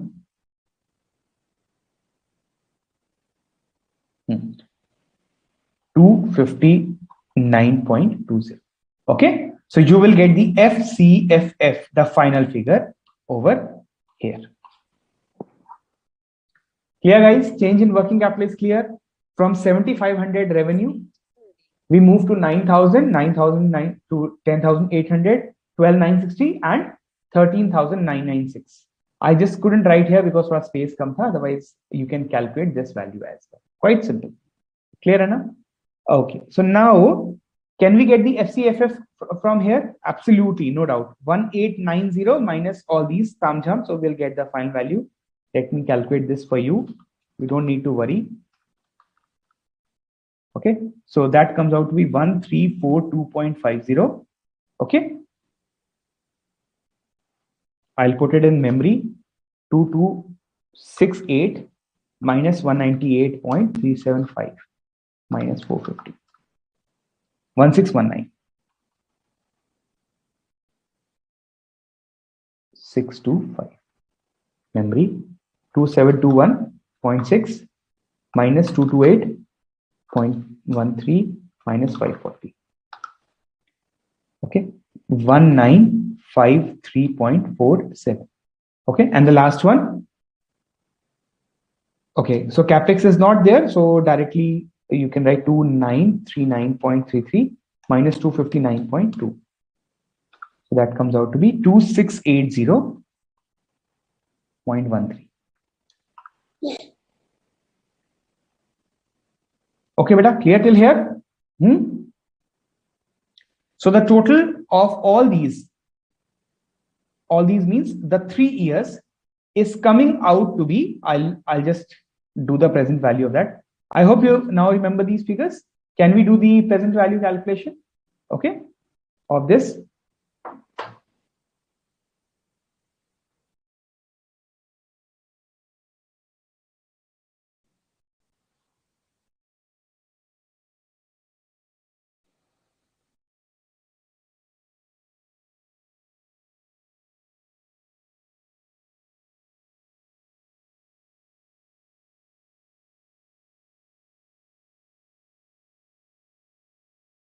So memory 1, the cash flow came out to be, the FCFF. Okay, so 1342.50. Okay.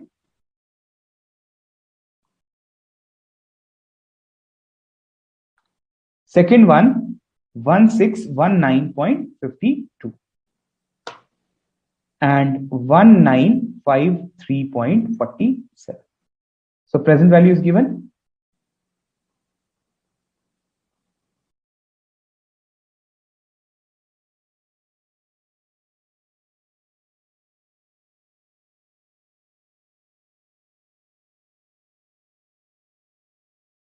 Okay.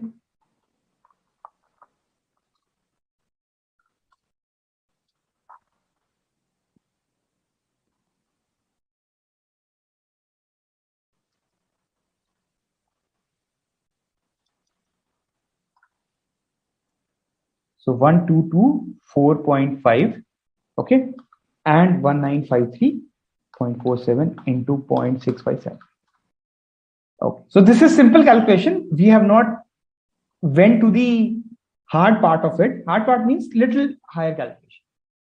The one which Harshal has been asking a lot of times. Okay, so this is the one. And what about the terminal value?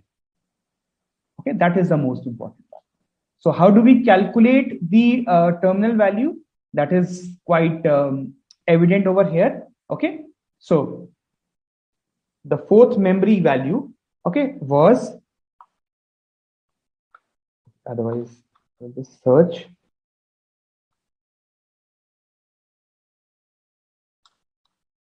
EBITDA was 2939.33.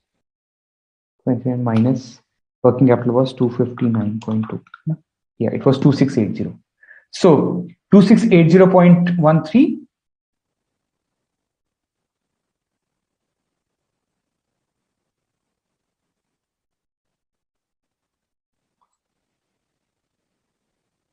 So here, when you are calculating the terminal value, okay, Harshit, especially you also, okay, since you were having problem in the previous one, it was saying that the growth will be there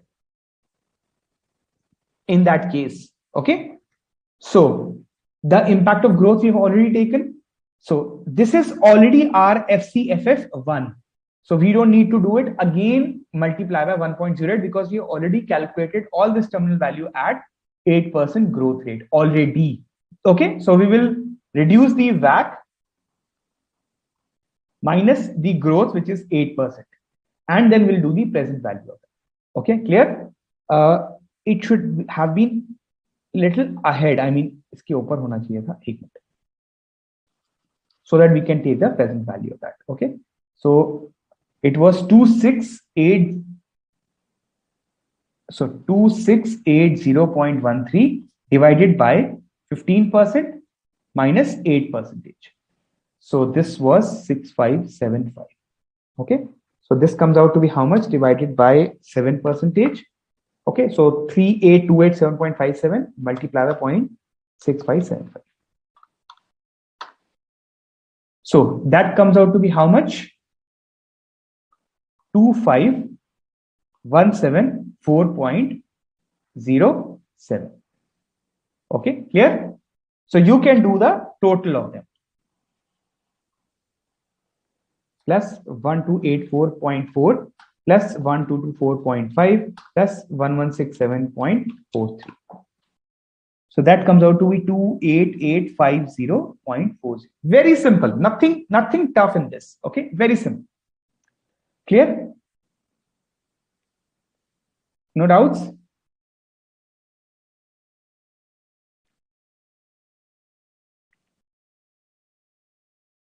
Done, na? Huh. Okay, so you can say that this is the total value of the firm. Where is that line? Yeah. So as per FCFF, this is basically, I mean, it says and WACC methodology. It doesn't mean that, you know, a WACC has a different way out. It says you calculate the FCFF using the WACC methodology. Means you are using this WACC over here, and then you are getting the total value of the firm. Clear? So this is the one that ends your question and that ends your answer as that. I hope no doubt still here. Okay, so that's absolutely correct. Okay. So now we can go to question number 1, I guess. Okay, if you have any doubts, let me know. Otherwise, you can start studying question number 1. Once we'll complete question number 1, then we'll take a break. Okay.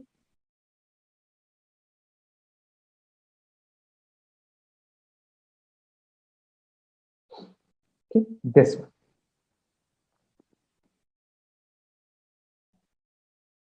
So should I wait for a minute? If you have any doubts, then let me know. Otherwise, then we can start up with question number 1.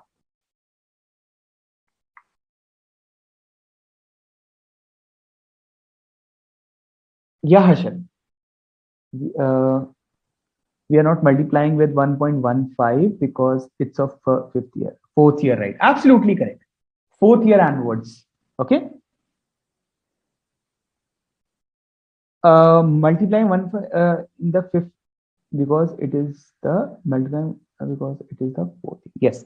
The let me take you back, Harshad. Don't worry. There's nothing to worry in our classes. Where is that question number 6? Na? Yeah. It says, beta, one is a growth in terms of revenue and this thing. Okay. One is a growth in terms of revenue and earnings, which is 20%. And the capital expenditure and the depreciation growth rate is 15%. So you have to take it only for year 1, 2, and 3. From 4th year, the growth in these sector will be 8% rather than 20, and the one which is 15% will be offsetted. So no further growth rate needs to be multiplied. Okay, na? I think you've partially given the correct answer. I mean, 90% you've already given the correct answer. I'm just clarifying it further. Okay, beta, clear? Chalo. So now we can move to question number 1. Since only one doubt emerged. Okay, again, nice study material question. Eagle Limited has reported a profit after taxes. Oh my God. Okay. Which is 77 lakh after tax. So this is already, tax is already reduced. So we have to arrive backwardly towards the NOPAT. An analysis of the accounts revealed that the income included extraordinary items of 8 lakhs and extraordinary loss of the further amounts. 10 lakhs. In existing operation, except for the extraordinary items, are expected to continue in the future. In addition, the results of the launch of the new product are expected to be as follows. Sales is 70, material cost is 20, labor cost is 12, fixed cost is 10. You are required to calculate the value of the business given the capitalization rate of 14%. You remember now? The method number 2, the income-based approach. Okay, how did we arrive at the capitalization rate, beta? We computed with the help of CAP. Okay, and I told you earlier, you will be required to use CAPM in your exam quite frequently. The hint generally comes in the exam when the RF is given. Okay, so this is just a little trick. Okay, determine the market price per equity with Eagle Limited's share capital being comprised of 1 lakh, 13% preference shares of 100 each, and 50 lakhs equity share of 10 each, having a PE ratio of being 10 times.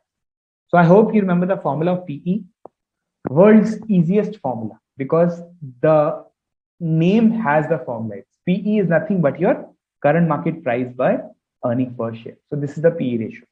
Okay, so that's easy. So you need to compute the value of the business, and the capitalization rate is already given. Okay.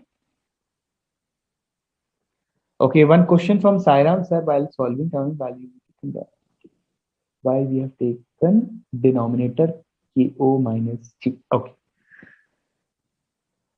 Sairam, beta, for that you need to little go back towards the previous chapters. When you say that you calculate the value of share, do you remember? Sir, you are teaching us corporate valuation. I know. I'm just deviating myself 2 minutes. Just 2 minutes, okay? Just bear with me. How do you calculate value of the share? You say, sir, DO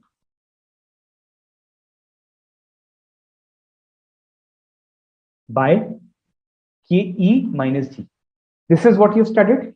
Okay, clear? Now, in terms of share, I'm saying what is the value of business. So for that, I am doing FCFF 1. Firm has equity and debt, both of them. Yes or no? In this left-hand side formula, you had only equity. Kiya hua pehle, security valuation, you have already done this. Sure, no doubt. So in case of value of the business, you have two components, equity and debt, both of them to be added. Okay, both of them to be added. And since both components are there, you do not take KE, but you take KO. And this remains same. And this DO becomes D1 once you multiply by 1 plus growth rate. So it becomes D1.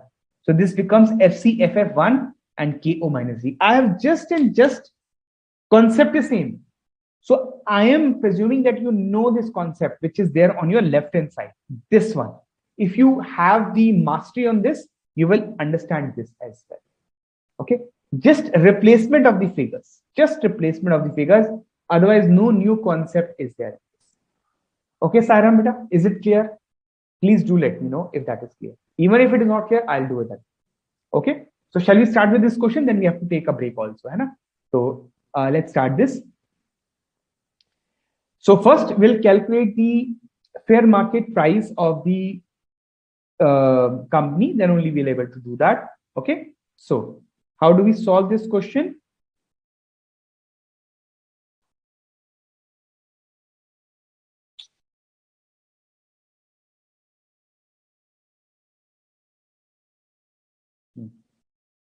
Okay.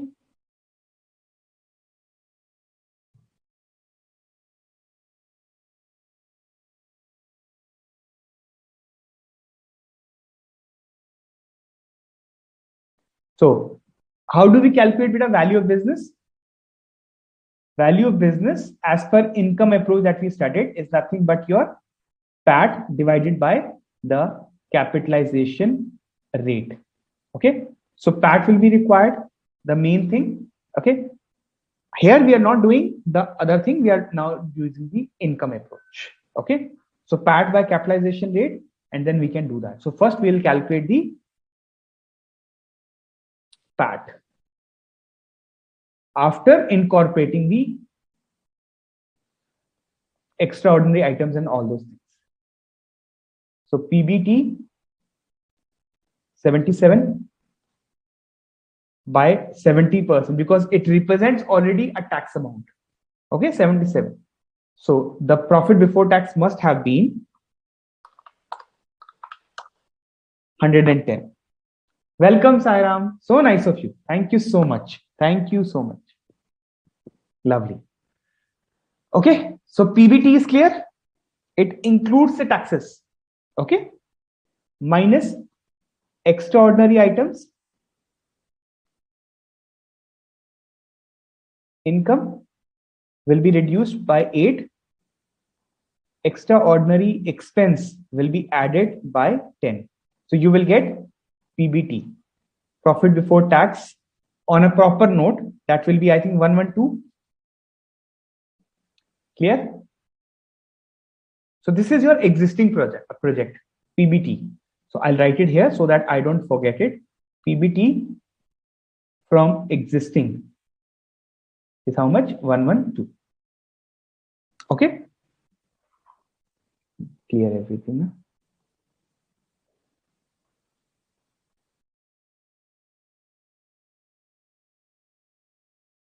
From existing.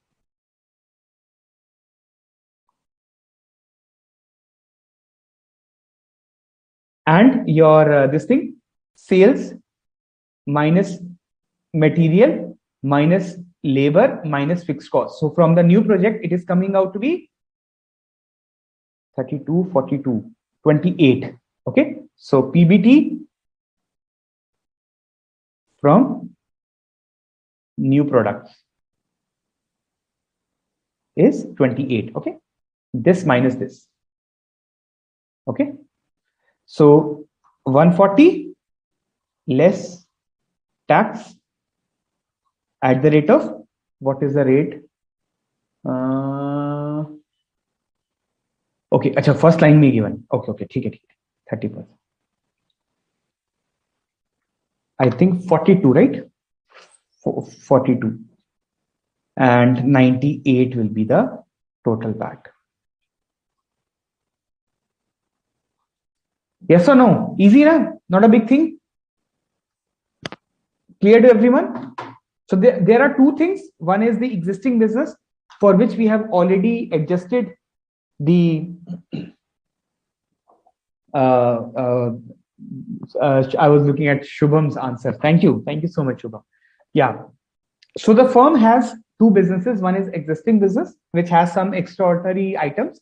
So I think you must have been doing in your Ind AS also, that the disclosure of extraordinary items are given separately as per the new Ind AS rule. So we are just trying to adjust the extraordinary incomes as well as the losses with this, so that you arrive at a proper PBT. Okay, clear? Then comes the concept of the PBT from the new projects, the products that you can see the launch. It is giving you a PBT of 28 lakhs. We have added both of them, and then we got the total PAT. Okay, clear? Okay. Now we can calculate the value of the business. Sure.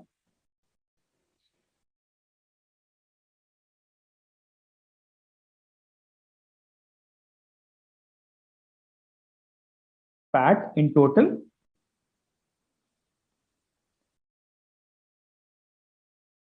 by the capitalization rate. Income approach number 2. We started around 710 about that. So 98 divided by, this is given to you, which is 14%. Okay, 98 divided by 14. 700. What is the amounts in? Achha, lakhs is there. Okay, so 700 lakhs will be your value of the business.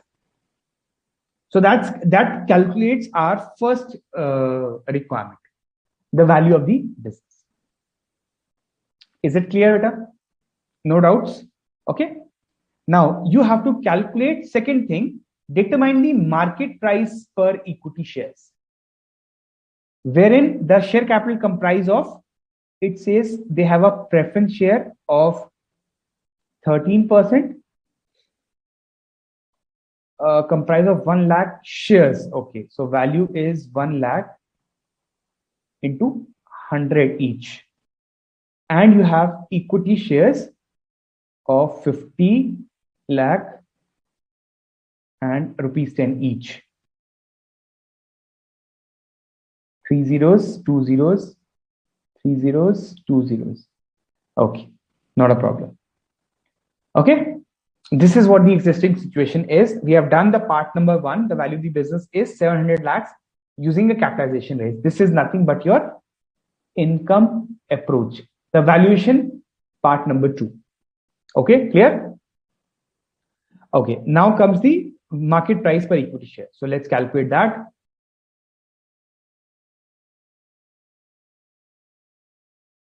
Calculation of market price per equity share. Okay, so what do you remember? What was your PAT? 98 lakhs. Okay, minus preference dividend, because you pay the dividend now. So how much dividend are you supposed to pay, beta? The preference dividend, 13%. Okay, of all these things.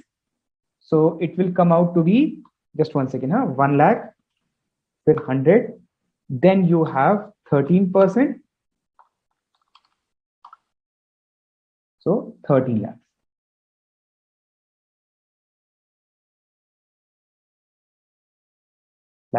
Lakhs. Okay, so you get the earning available for equity shareholders. ESH I'm writing in short form, which is equity shareholders. So this is easy. 86 lakhs. Clear? Oh, sorry, 85 lakhs. 85. Okay, 85 lakhs. And divided by the number of equity shares, which are how much? 50 lakhs. These are all values in lakhs. Okay, so 85 divided by 50. So you get the equity share per EPS as 1.70.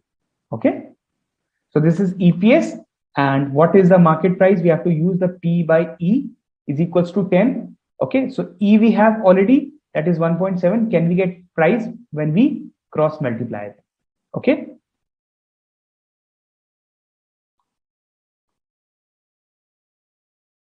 Market price will be how much? EPS into P ratio. This manipulation you should be knowing, because this will be helpful in your next chapter as well.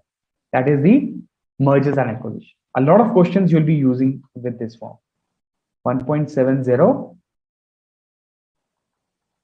into P, that is 17 rupees. Clear, students? Any doubts still here? Okay. So this is how you are supposed to do it. Do we have? We have done first question, right? Okay. So we have next concept, but for that, okay. For that, we will require a lot of time. Okay. So this is what we are basically doing with this. So what we have done it till now, let's just revise for 5 minutes and then we can take a break. Okay. So let me clear up everything.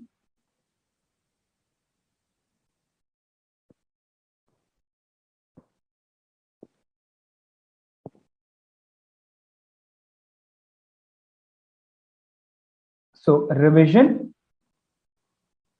of concepts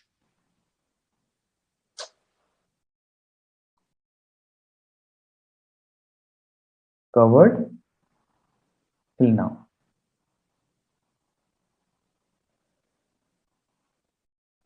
Methods of valuations. Number one, asset based. Okay. Number two, income based, where we are using PAT by capitalization rate. Okay. Question number one of the assignment, we've done it just now. Okay. C, the cash flow based, where we are required to compute both FCFF and FCFE. So once we get FCFF, we reduce the market value of the debt, and then we get FCF. How do we get FCFF? With the help of the concept of no PAT. Clear? And then we get the concept of FCFE once we reduce that. Okay.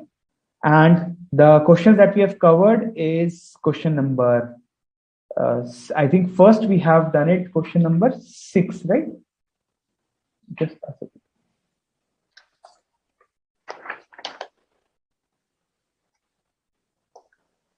Question number 4. Okay.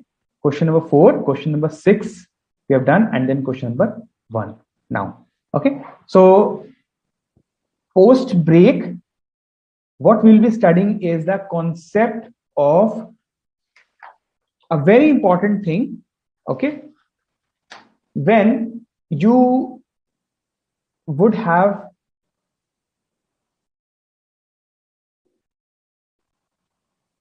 the FCFF, so FCFF will already be given to you. Okay. The one you have calculated now, till now, before break, this will be given to you. And you might have done some mistakes. So you have to rectify some mistakes of the analyst. Okay. Now, so this is what will be required as far as this is concerned. But this will be covering after break, because I will be requiring about 15-20 minutes to explain this. Okay. So any doubts, guys? So let me know. Otherwise, we can break. So don't worry, if you don't want to take a break, you can read question number 3, because that will be based on that thing only. Okay, see here carefully. Okay, so can we break for 5 minutes? Will that be okay?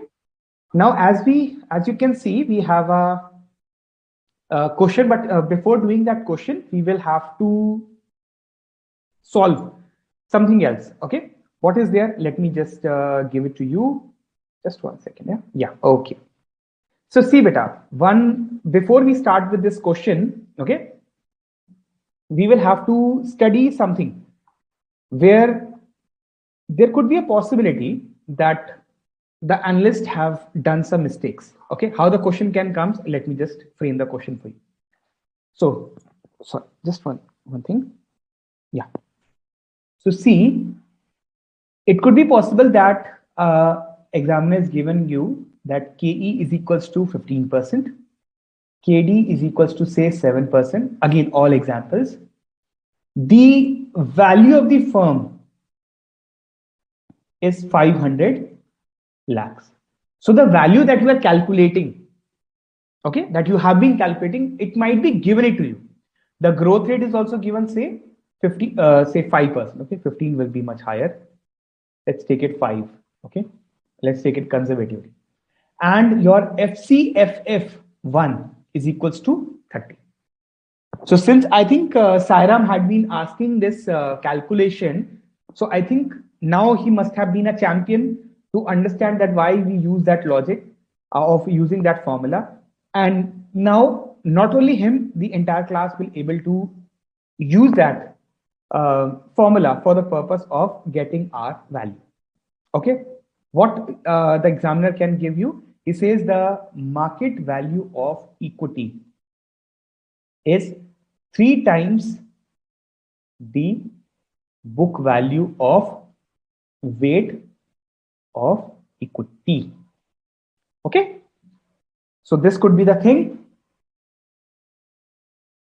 And market value of debt will be same as the book value of the debt. So not much change in this. How do you start solving that? Okay, that is the main thing.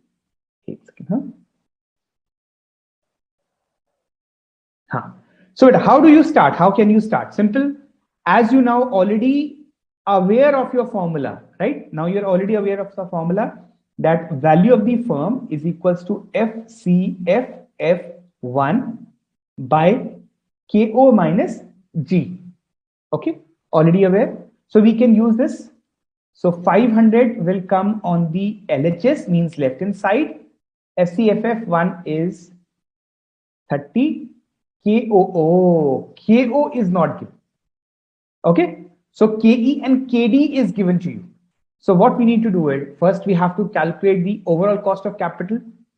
I promised you that if you would have forgotten how do you compute your this thing KO, then I will give you the recapitulations for that. Okay, so how do you calculate KO? Let me do it over here.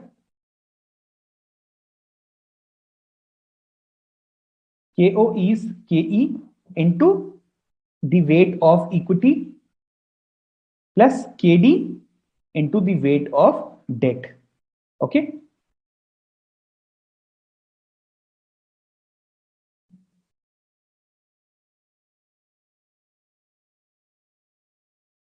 So 15%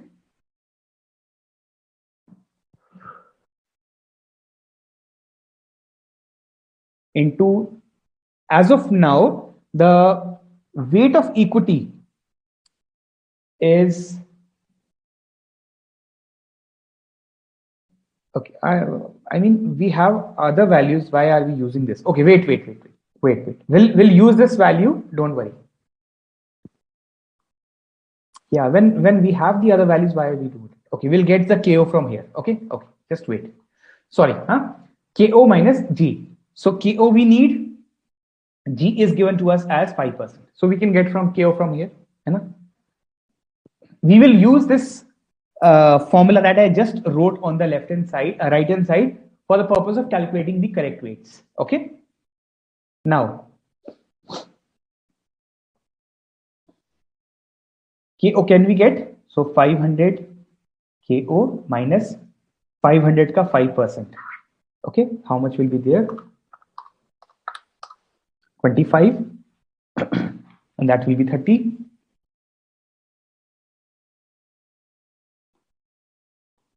So KO will be equals to, that will go over there. Oh wow, exactly 11%. So that will be 55 divided by 500 into 100. So that will be 11%. So your KO becomes 11%.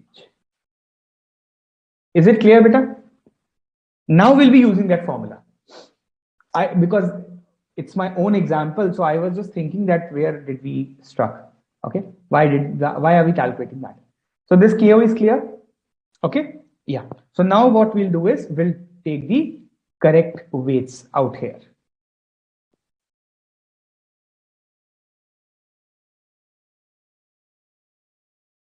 Any doubts till 11%? No?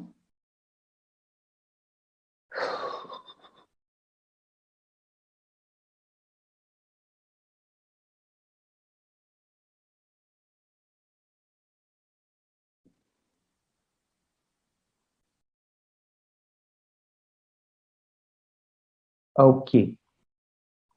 So now you can say if the formula, okay, calculation of WACC. How do we calculate? KO is equals to KE into weight of equity plus KD into weight of debt. 11% is what we get.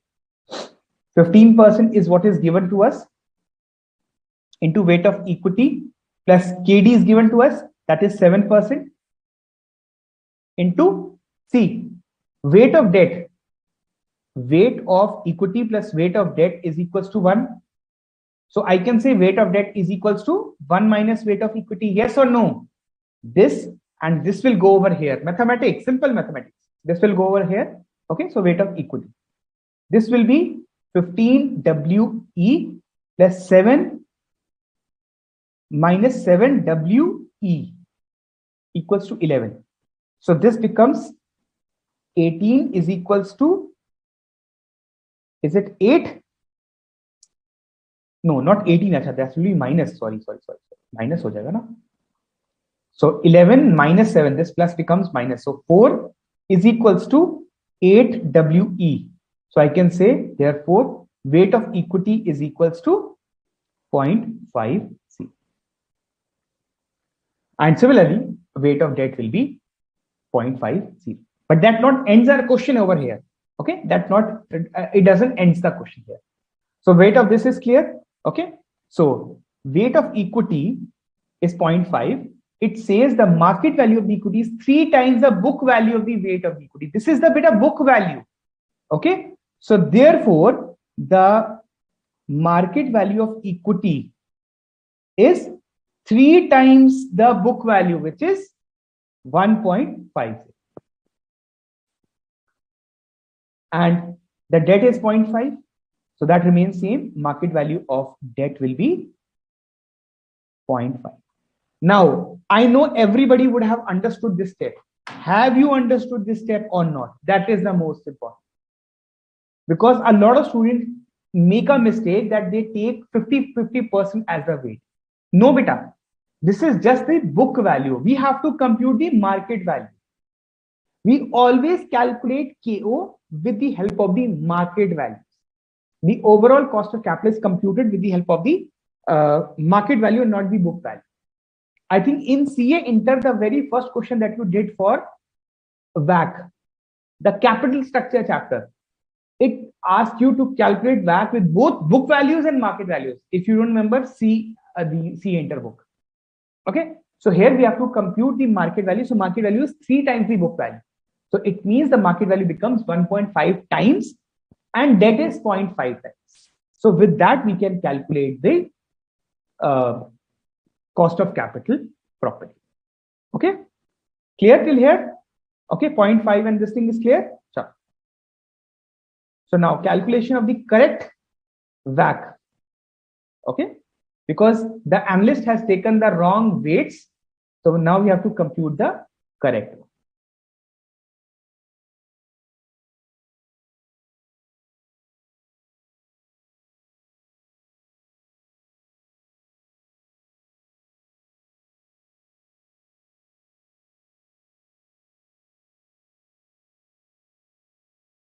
Okay, calculation of the WACC now. So 1.5, let me change the color. 1.5 times of the equity, which is given to us 15%, divided by 2. Sir, what is 2? See, 1.5 of equity and 0.5 of debt. So what is the total weight? 2.0. Okay, so 1.5 divided by 2 for 15%. This is for equity. Okay, plus 7% into 0.5 by 2. This is for debt. Okay, clear? This will be how much? We can calculate. So 15 into 1.5 divided by 2, that is 11.25, and 7 into 0.5 divided by 2. Okay, so total both of them, that comes out to be 13%. Is it correct? If I have done some mistake, let me know. I'll cross check again. Okay, 15 into 1.5 divided by 2, memory 11.25, and 7 into 0.5 divided by 2. That is 1.75%. That is 13%. Absolutely correct. Okay, beta, this is clear. 13%. Okay, so now comes the correct valuation. Okay, so we can say this is the correct one, 13%.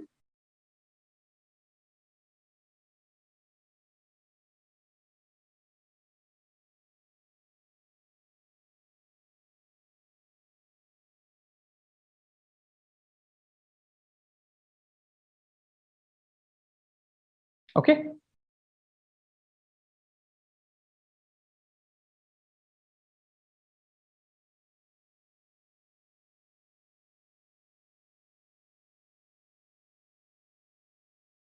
Value of firm will be 30, okay, SCFF 1 divided by 13%. The correct weighted average cost of capital minus growth will remain same, that is 5%. Okay, so 30 by 8%, right? So the correct value is 375 lakhs and not 500 lakhs. Is this clear to everyone, beta? 1.5 market value is not clear. मुझे पता था, I knew that, Namita, I knew that will be a problem for you, because that is a very, very common problem for everyone. Okay, let me just tell you. We says the generally question says, let me take back to that. Okay, let me erase that. Okay, this is clear, guys, till over here. Okay, 375 is clear. So that is the final answer. Okay, now I'm just explaining the concept. Okay, what is the mistake by the analyst? Okay, let me draw that.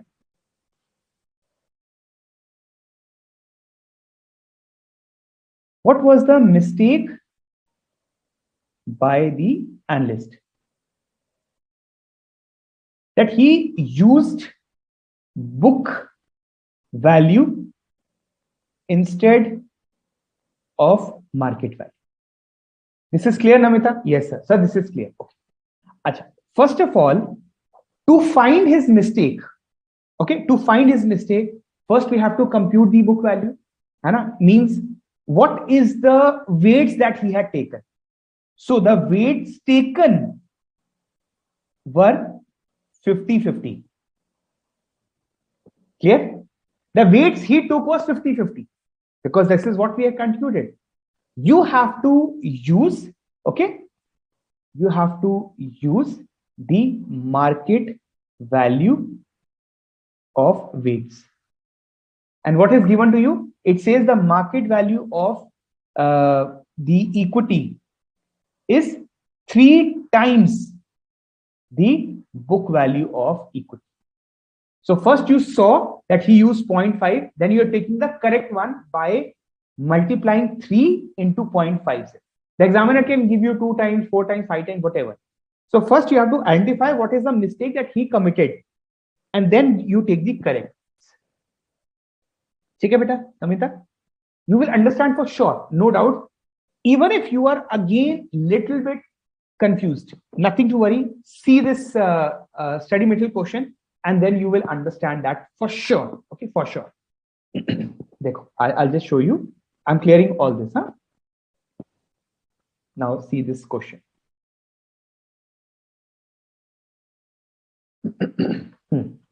The valuation of Hansel Limited has been done by the analyst. Just 1 second. Okay, let me just take it above. Yeah, so that we can get some space for working.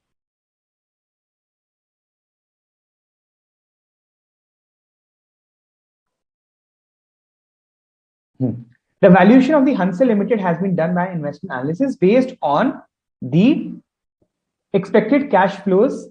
The values is how much? 54. Okay, based on the expected cash flow of 54 lakhs for the following year and expected growth rate of 9%, the analyst estimated the value of Hansel Limited to be 1800. However, he committed a mistake of using book values of debt and equity. That is what I was telling you, Namita. The book value employed by the analyst are not known. So that is why I'm telling you first, calculate that what is the book value that he used. But you know that Hansel has a cost of equity of 20% and post-tax cost of debt is 10%. So what is the difference in this question and the earlier question? Now the cost of debt that is given is post-tax. I gave you a simple one without any impact of taxation. Okay. The value of the equity is thrice its book value. Same the example I gave you. Whereas the market value of debt is, this is different. Whereas the market value of debt is 9/10 of its book value. I told you that both are equal. What is the correct value of Hansel?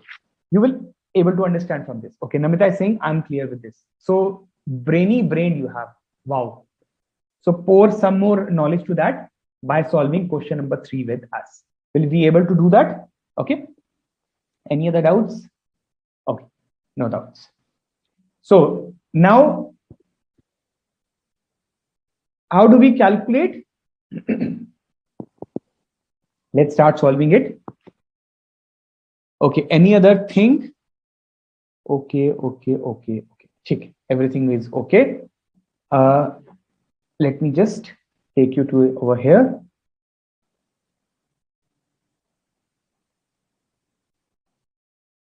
Why is it not working? Just 1 second.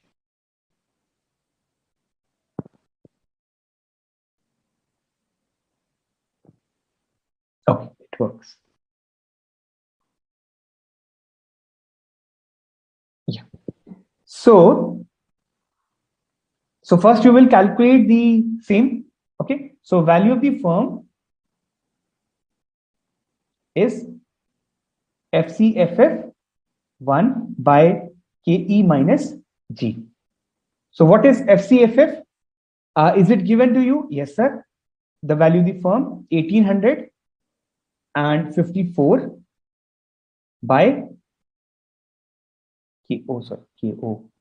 KO minus G is 9%. Okay, clear?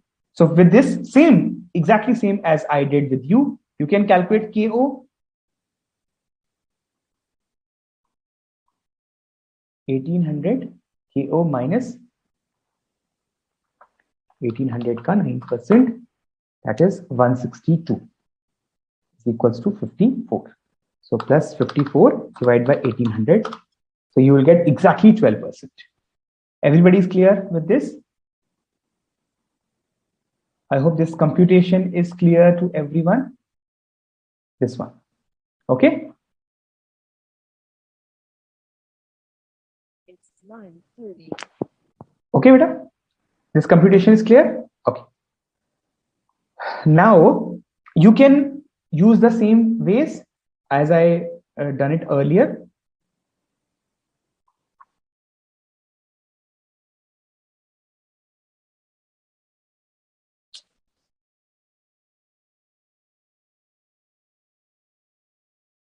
Calculation of correct weights of equity and debt. Okay, cost of equity is given to you, which is 20%. Cost of debt is 10%. Okay, then you can calculate. So 20%.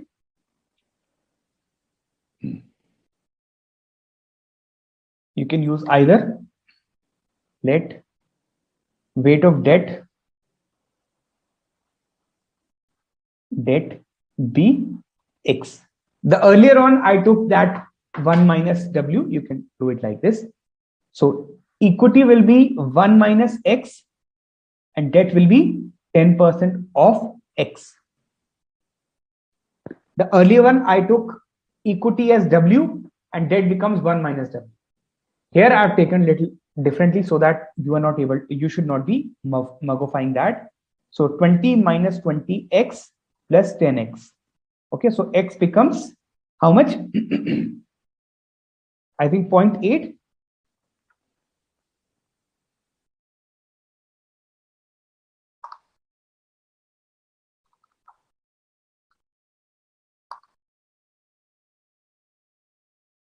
So x becomes 0.8. Everybody has got this. This is equated to 12%. Everybody has got this. Okay. 12 is this answer. Okay. So everybody has got 0.8. This 0.8 is for debt. Okay. And see what is the value that you have to take. Market value of the debt is 9/10 of its book value. Okay. So what to do? Let me rub this. You've got 0.8 correctly. Let me rub this and so that I can get the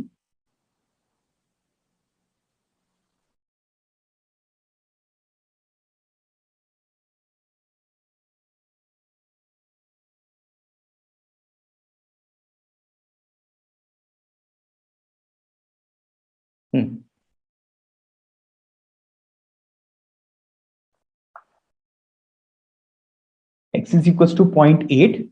Therefore, book value of debt that he took must have been 80%. Okay. Now, correct weight kiska of debt be how much? 0.80 into 9 by 10. Okay. And the equity that was taken must have been 0.2 book value. Correct weight of equity should be 3 times its book value, means 0.2 into 3 that I have been telling you, 0.6. So the correct weight now you are supposed to take is beta 0.8 into 9 by 10, 0.72 and 0.60. Now I'm sure, Namita, it must have been more clear to you, isn't it? Thank you, Sairam. Thank you so very much, guys. So brilliant you guys are. Everybody has given the correct answer. So I hope these weights are clear now. The debt 0.72 and equity will be 0.6. Okay. So can we get the correct cost of capital? Yes, sir. Okay.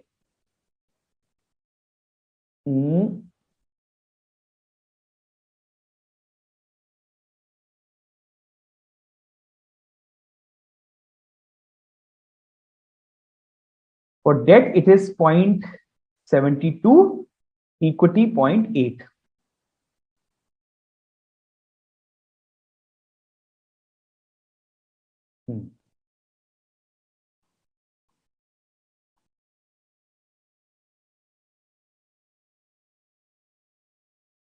Correct weights. So for debt, 0.72, equity 0.80. Total will be 130, मतलब 0.132 है ना?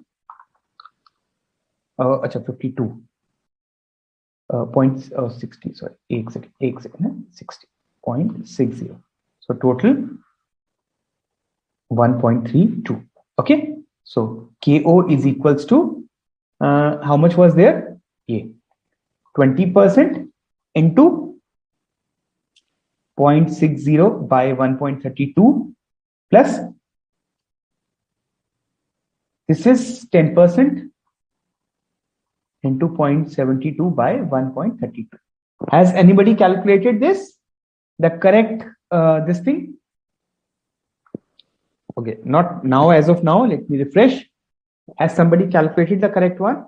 So 20 ka 0.6 by 1.32 memory and 10 ka 0.72 divided by 1.32 memory.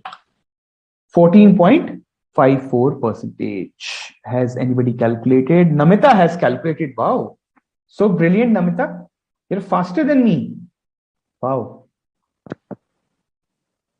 Correct one. Okay. So now you will get the correct value. Okay. That's the correct value. 54 by 14.54% minus 9% minus 9 कितना हुआ? 5.545. So 973 lakhs. Lakhs is the correct value. मजा आ रहा है? I hope you're understanding, guys. Great. Okay, any doubts, please tell me.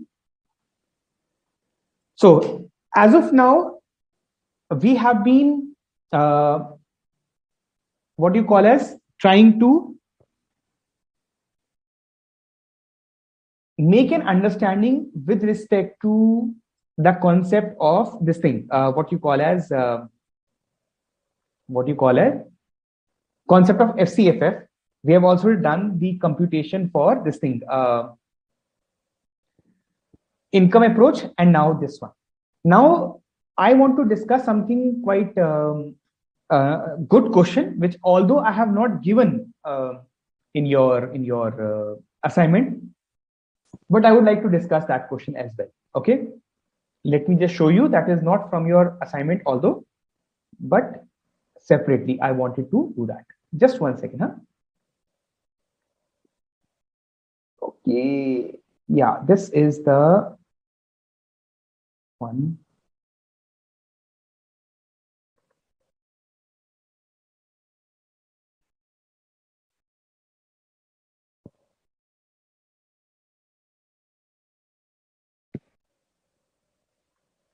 Okay, so since this is a question, I have not given the assignment. I will give you about 2-3 minutes to study, and then we can start solving this question. Okay,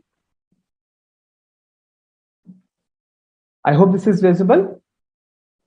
Okay, just take about 2 minutes to study this, and then we can start this. Not a problem, honestly.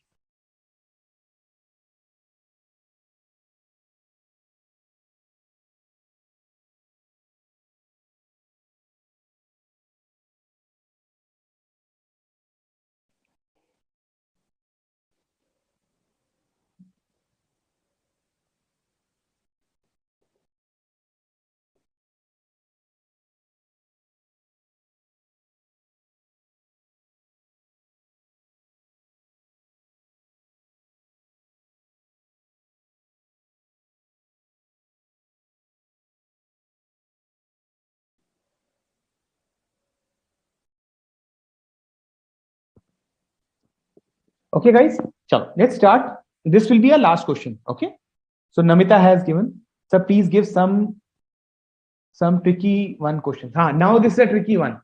I think what was going in your mind, I think we could do that. Okay, how a tricky question can come, we'll see that.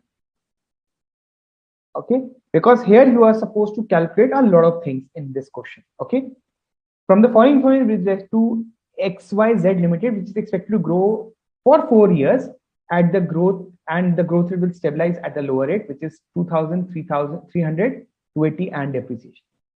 Information for high growth and stable growth periods are as follows. Growth will be 10% and 20%, and then 10%. Then growth will be 20%, offset by depreciation. Risk-free rate is 10% and 9%. Equity beta is given to you. Market risk premium is given to you. Pre-tax cost of debt is given to you. Debt equity ratio is given to you. All the time, the working capital is 25% revenue and the corporate tax is 30%. What is the value of the firm?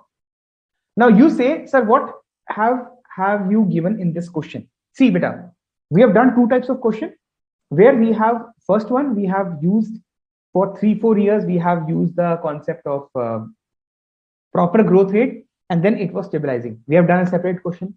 Then we have done a question where we are calculating WACC and using that in our questions. So this is combination of both of them. How do we use all these information from the examination perspective? This is what you're supposed to study. And to answer Namita's question, Namita is asking, she's asking, sir, give some tricky one. Dekho, beta, if you can just also wait for the Monday's class, because in Monday's class, we'll start with the concept called as the gearing of beta. So gearing of beta, Namita, is something that a lot of students has been making the mistake in terms of its computation. So that will be, I think, a more technical thing. If you are finding something quite easy till now, then I must tell you that you are on the right track, because you are able to do the questions which a lot of students are not being able to do. So if you're able to do till here, then it's good. In the next class, we'll be covering up the concept of gearing beta and the concept of this economic value added. So the first one will be very challenging. Economic value added will be very simple. Okay? So if that is the case, so we can start with this. Okay? So here, let me do it with a little shortcut rather than a complete long cut in that. Okay? So I can say 2000 is the revenue. EBITDA is already given, which is 300. Okay? So since the examiner is also already given EBITDA, we can start solving it with the help of this thing, call it 300 and then so on. Okay? So can we start doing it? Chalo. Let me take the whiteboard now. Which one is this? Okay, this is an older one. We're able to complete this question in 15 minutes. There's nothing to worry about. Okay. And it's a very simple question. I just thought, let me take this as a last one. Okay. So calculation of FCFF. Okay. So 1, 2, 3, 4, and 5. EBIT is given as 300. The question that I gave you, I hope you must have taken the screenshot of that. Okay. So the growth rate is 20%. So 300 ka 20% is 360, and so on. Okay. 432, 518.4,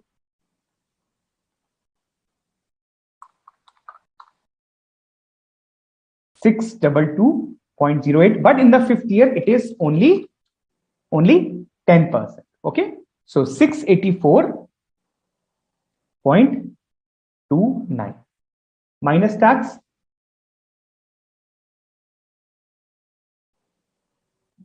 at the rate of 30%. So can I directly do that? I'm sure you won't mind. 479.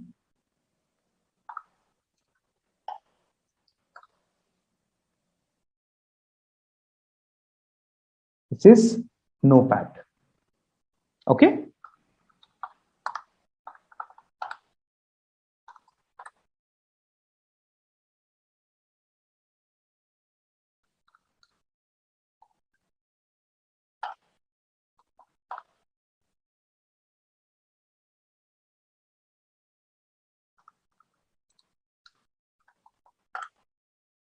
So 435.45. So this is clear. So the impact of capital expenditure and the depreciation we can take over here. Not a problem. Okay. Should I go back to the question again? Just 1 second. Yeah. Okay, beta. So till now we have already taken the impact over here. Okay, of this we have already taken revenue and EBITDA already directly.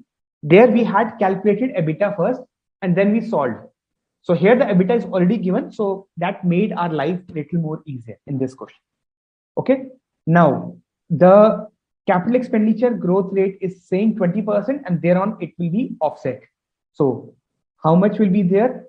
80 difference will be there. So 80 ka 20% we can increase, that is 96. Okay, can we calculate the change in working capital over here? Surely, yes, sir. Okay.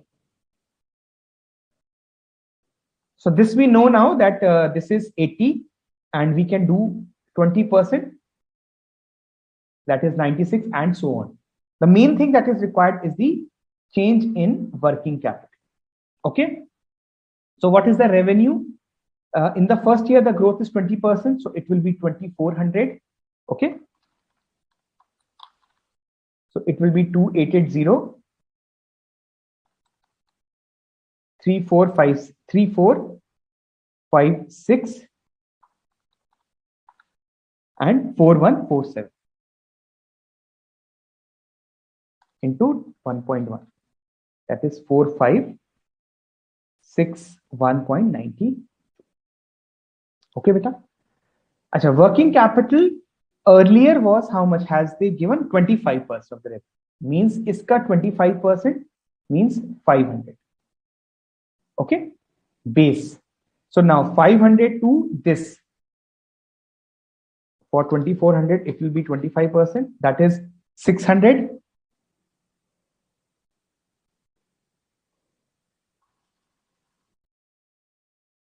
This is basically your revenue.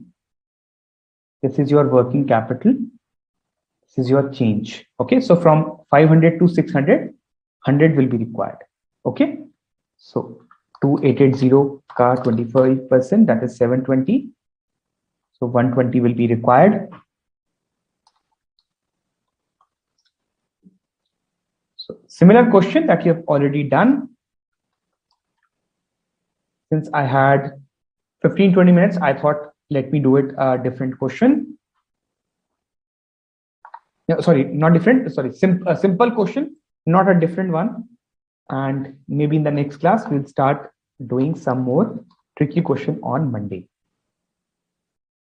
So this will be 4147.2 car 25%. Okay, 1036.8 4561.92 car 25%, 0.48. So 100, 120, 144.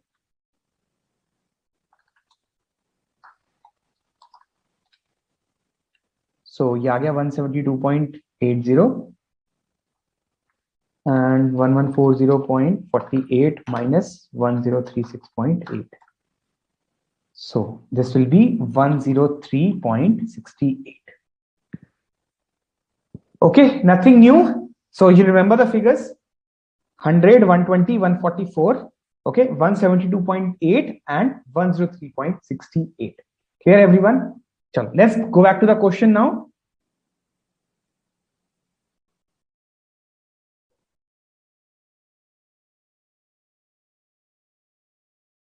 Okay, this was clear. First, let's do the change in working capital, because then we have to change the figures: 100, 120, 140, 172.80 and 103.68. The difference between them was 80. So you can take 20% difference of that. That is 96. 115.2. 138.24. Okay. 1.2. 165.89. And then 10% will not be there because it was a offset. Okay, beta, clear? So can you get the FCFF from here, the total?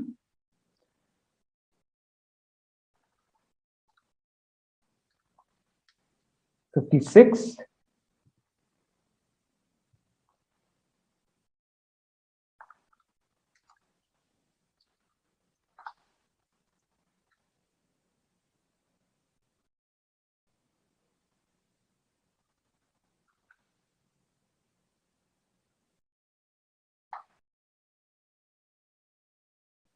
I've written plus, it is actually minus, sorry.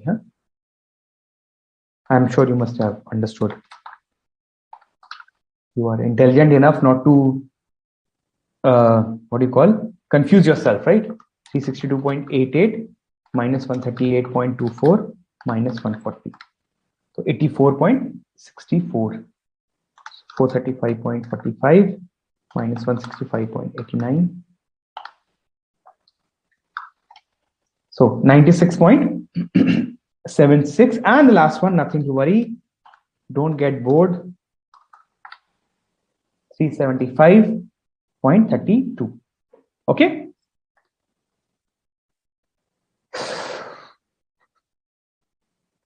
Okay, so can we get the this thing? KO is required for both high growth period as well as the stable growth period. Sir, what? Yeah, I'll show you what I'm trying to tell you. Look at this question again. Better, you need two KOs. Calculation of KO. You require for two ways. One is called as the high growth period, and one is called as the stable growth period. Okay. So for high growth, since the details are given to you, you can just use those figures. Risk-free is 10%, 9% is here. The beta is 1.15 here, and 1 is here. And risk premium is given to you, already given to you. Okay. So you can multiply by 6. Okay. And this will come out to be 5. Okay. So this will come out to be 1.15 into 6 plus 10. So 16.9%. This is cost of equity. Cost of debt is 13%, 1 minus 0.30. So 0.7 is 9.1. Okay. So your KO, अच्छा ये भी निकाल लेते हैं. This will be, I think, simple. 14% and 9. This will be 12.86, 1 minus 0.30.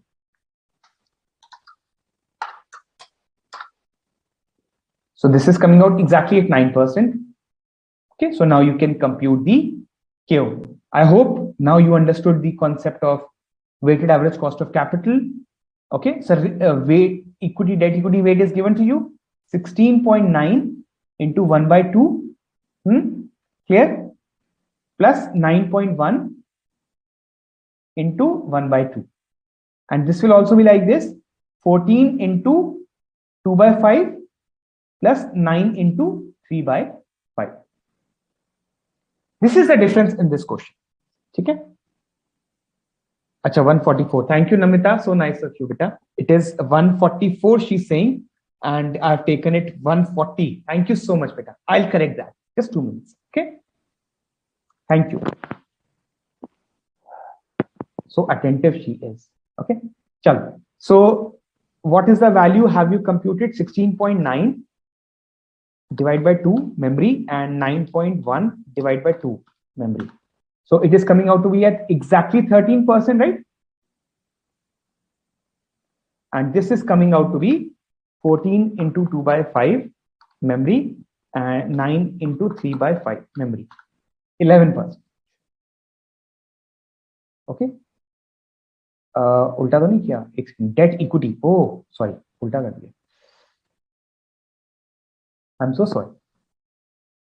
Let me clarify. Debt is 14 is 3 by 5 and 9 is 2 by 5. Sorry, huh?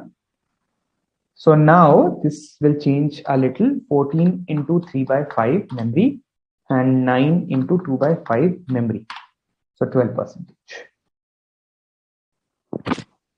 Clear? So 13 and 12 is clear, beta? Can will able to use this? Okay, 12%, 13%, and see carefully how we will have to solve this. Okay, so for the stable growth we have to use the 12% rate. Okay, so should we go back? So Namita, thank you. I will make the corrections here. So if it will be 144, so it will be then 80, right? I hope that's fine now. Okay, thank you. Acha, what next? The terminal value. Okay, so that will be 375.32 divided by 12%. Why? Because 12% is for the stable one, 13 is for the high growth, minus growth rate, that is 10%. So that comes out to be 375.32 divided by 2%. Okay, so that will be 18,766. Okay, everybody has got this answer. So we have to discount it, okay, with 13%.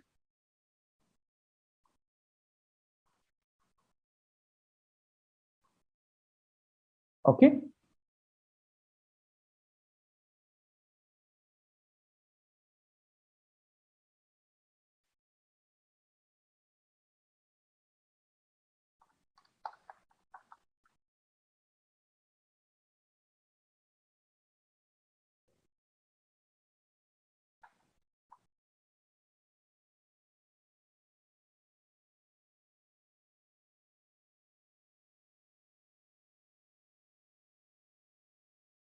five, 4, 2.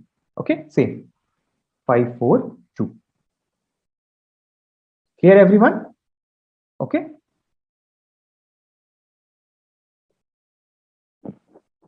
Q. Yes, absolutely correct. Thank you, Namita. Thank you so much. And then you can get the value of the firm.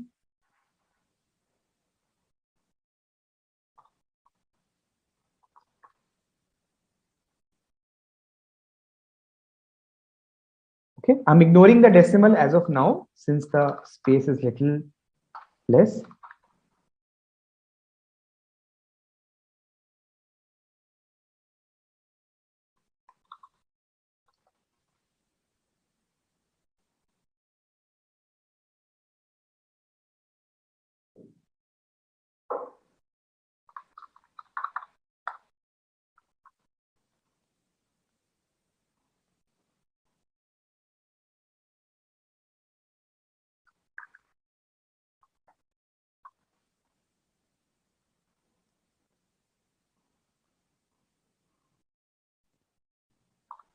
And the last one,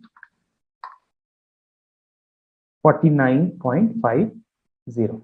Okay, so plus 52.6 plus 55.88 plus 58.84 plus 203.42 plus 10185. Okay, so the total comes out to be 10605.24. So just in case there was some urgent, so we've already calculated.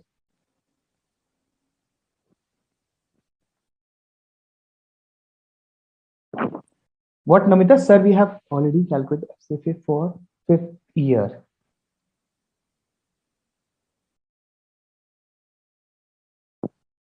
Sir, we have already calculated FCFF for 5 years. So what is the signal calculation?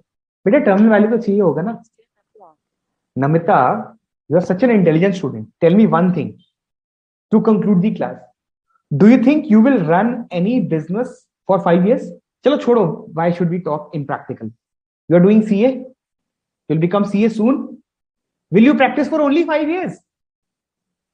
Will you practice only for 5 years? No. Your growth will be for 5 years and then more CAs will come in the market and your growth will be stable. So what will be the earning after 5 years? That is called terminal value. So terminal value is always important because we never start any business to run for only 5 years.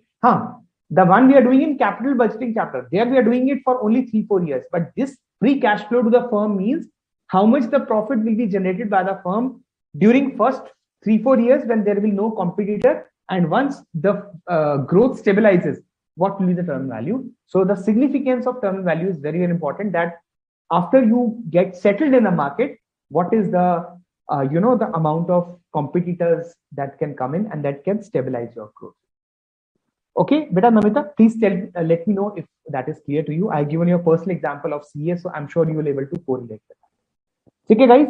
So I think with that we have successfully completed the calculation. Ho sakta hai 1 or 2 some total error could come. I mean 100-200 rupees. That's not a problem. That's just a concept. So now officially today we completed the concept of FCFF and FCFE and the methods of valuation. So they were very important. So you need to practice them. In the next class on Monday, we will be concluding this chapter with the concepts of gearing of beta. I'll take about 1.5 hours or 2 hours in gearing of beta, explaining you that concept, and about 1 hour in economic value added, because that is very simple, that you'll able to. Okay, one question from Harsharai actually. Market risk premium is also given, then why we are adjusting with beta? Beta market risk premium का मतलब होता है बच्चा, एक second, हाँ एक minute, I'll take you to that question, don't worry. क्योंकि क्या ना कि sometimes there is a problem, otherwise there is no problem with your understanding, guys. You guys are intelligent. हाँ बेटा मार्केट रिस्क प्रीमियम का मतलब है कि सी RF plus beta, RM minus RF is already there. Okay, so this is already given to you. This. So you have to take 10% ऐसे, फिर beta 1.15 and multiply directly in दोनों का. That is 6 सीधा. What is risk premium? Why you are investing in equity? You are not putting in the bank FD because you are getting more risk. So what is the risk premium? This is MRP, market risk premium. Okay, this formula, market risk premium. I hope that's clear. Namita, thank you so much. Nice to hear that you have understood. Harshad, beta, have you understood that why I have multiplied directly with 6%? Since the this RM minus RF is already given it to you, so I don't need to minus it again. Okay, clear? With that, I think we can end today's class. Sorry for taking 3 minutes of your precious time extra. I think need to work for your office now. So get back to your works, take some rest, and I'll see you on Monday by concluding this chapter. Okay. So before we end this class, let's definitely thank our Bodo Studies team. Ashish sir will join maybe on Monday. He has some important work today. And thanks to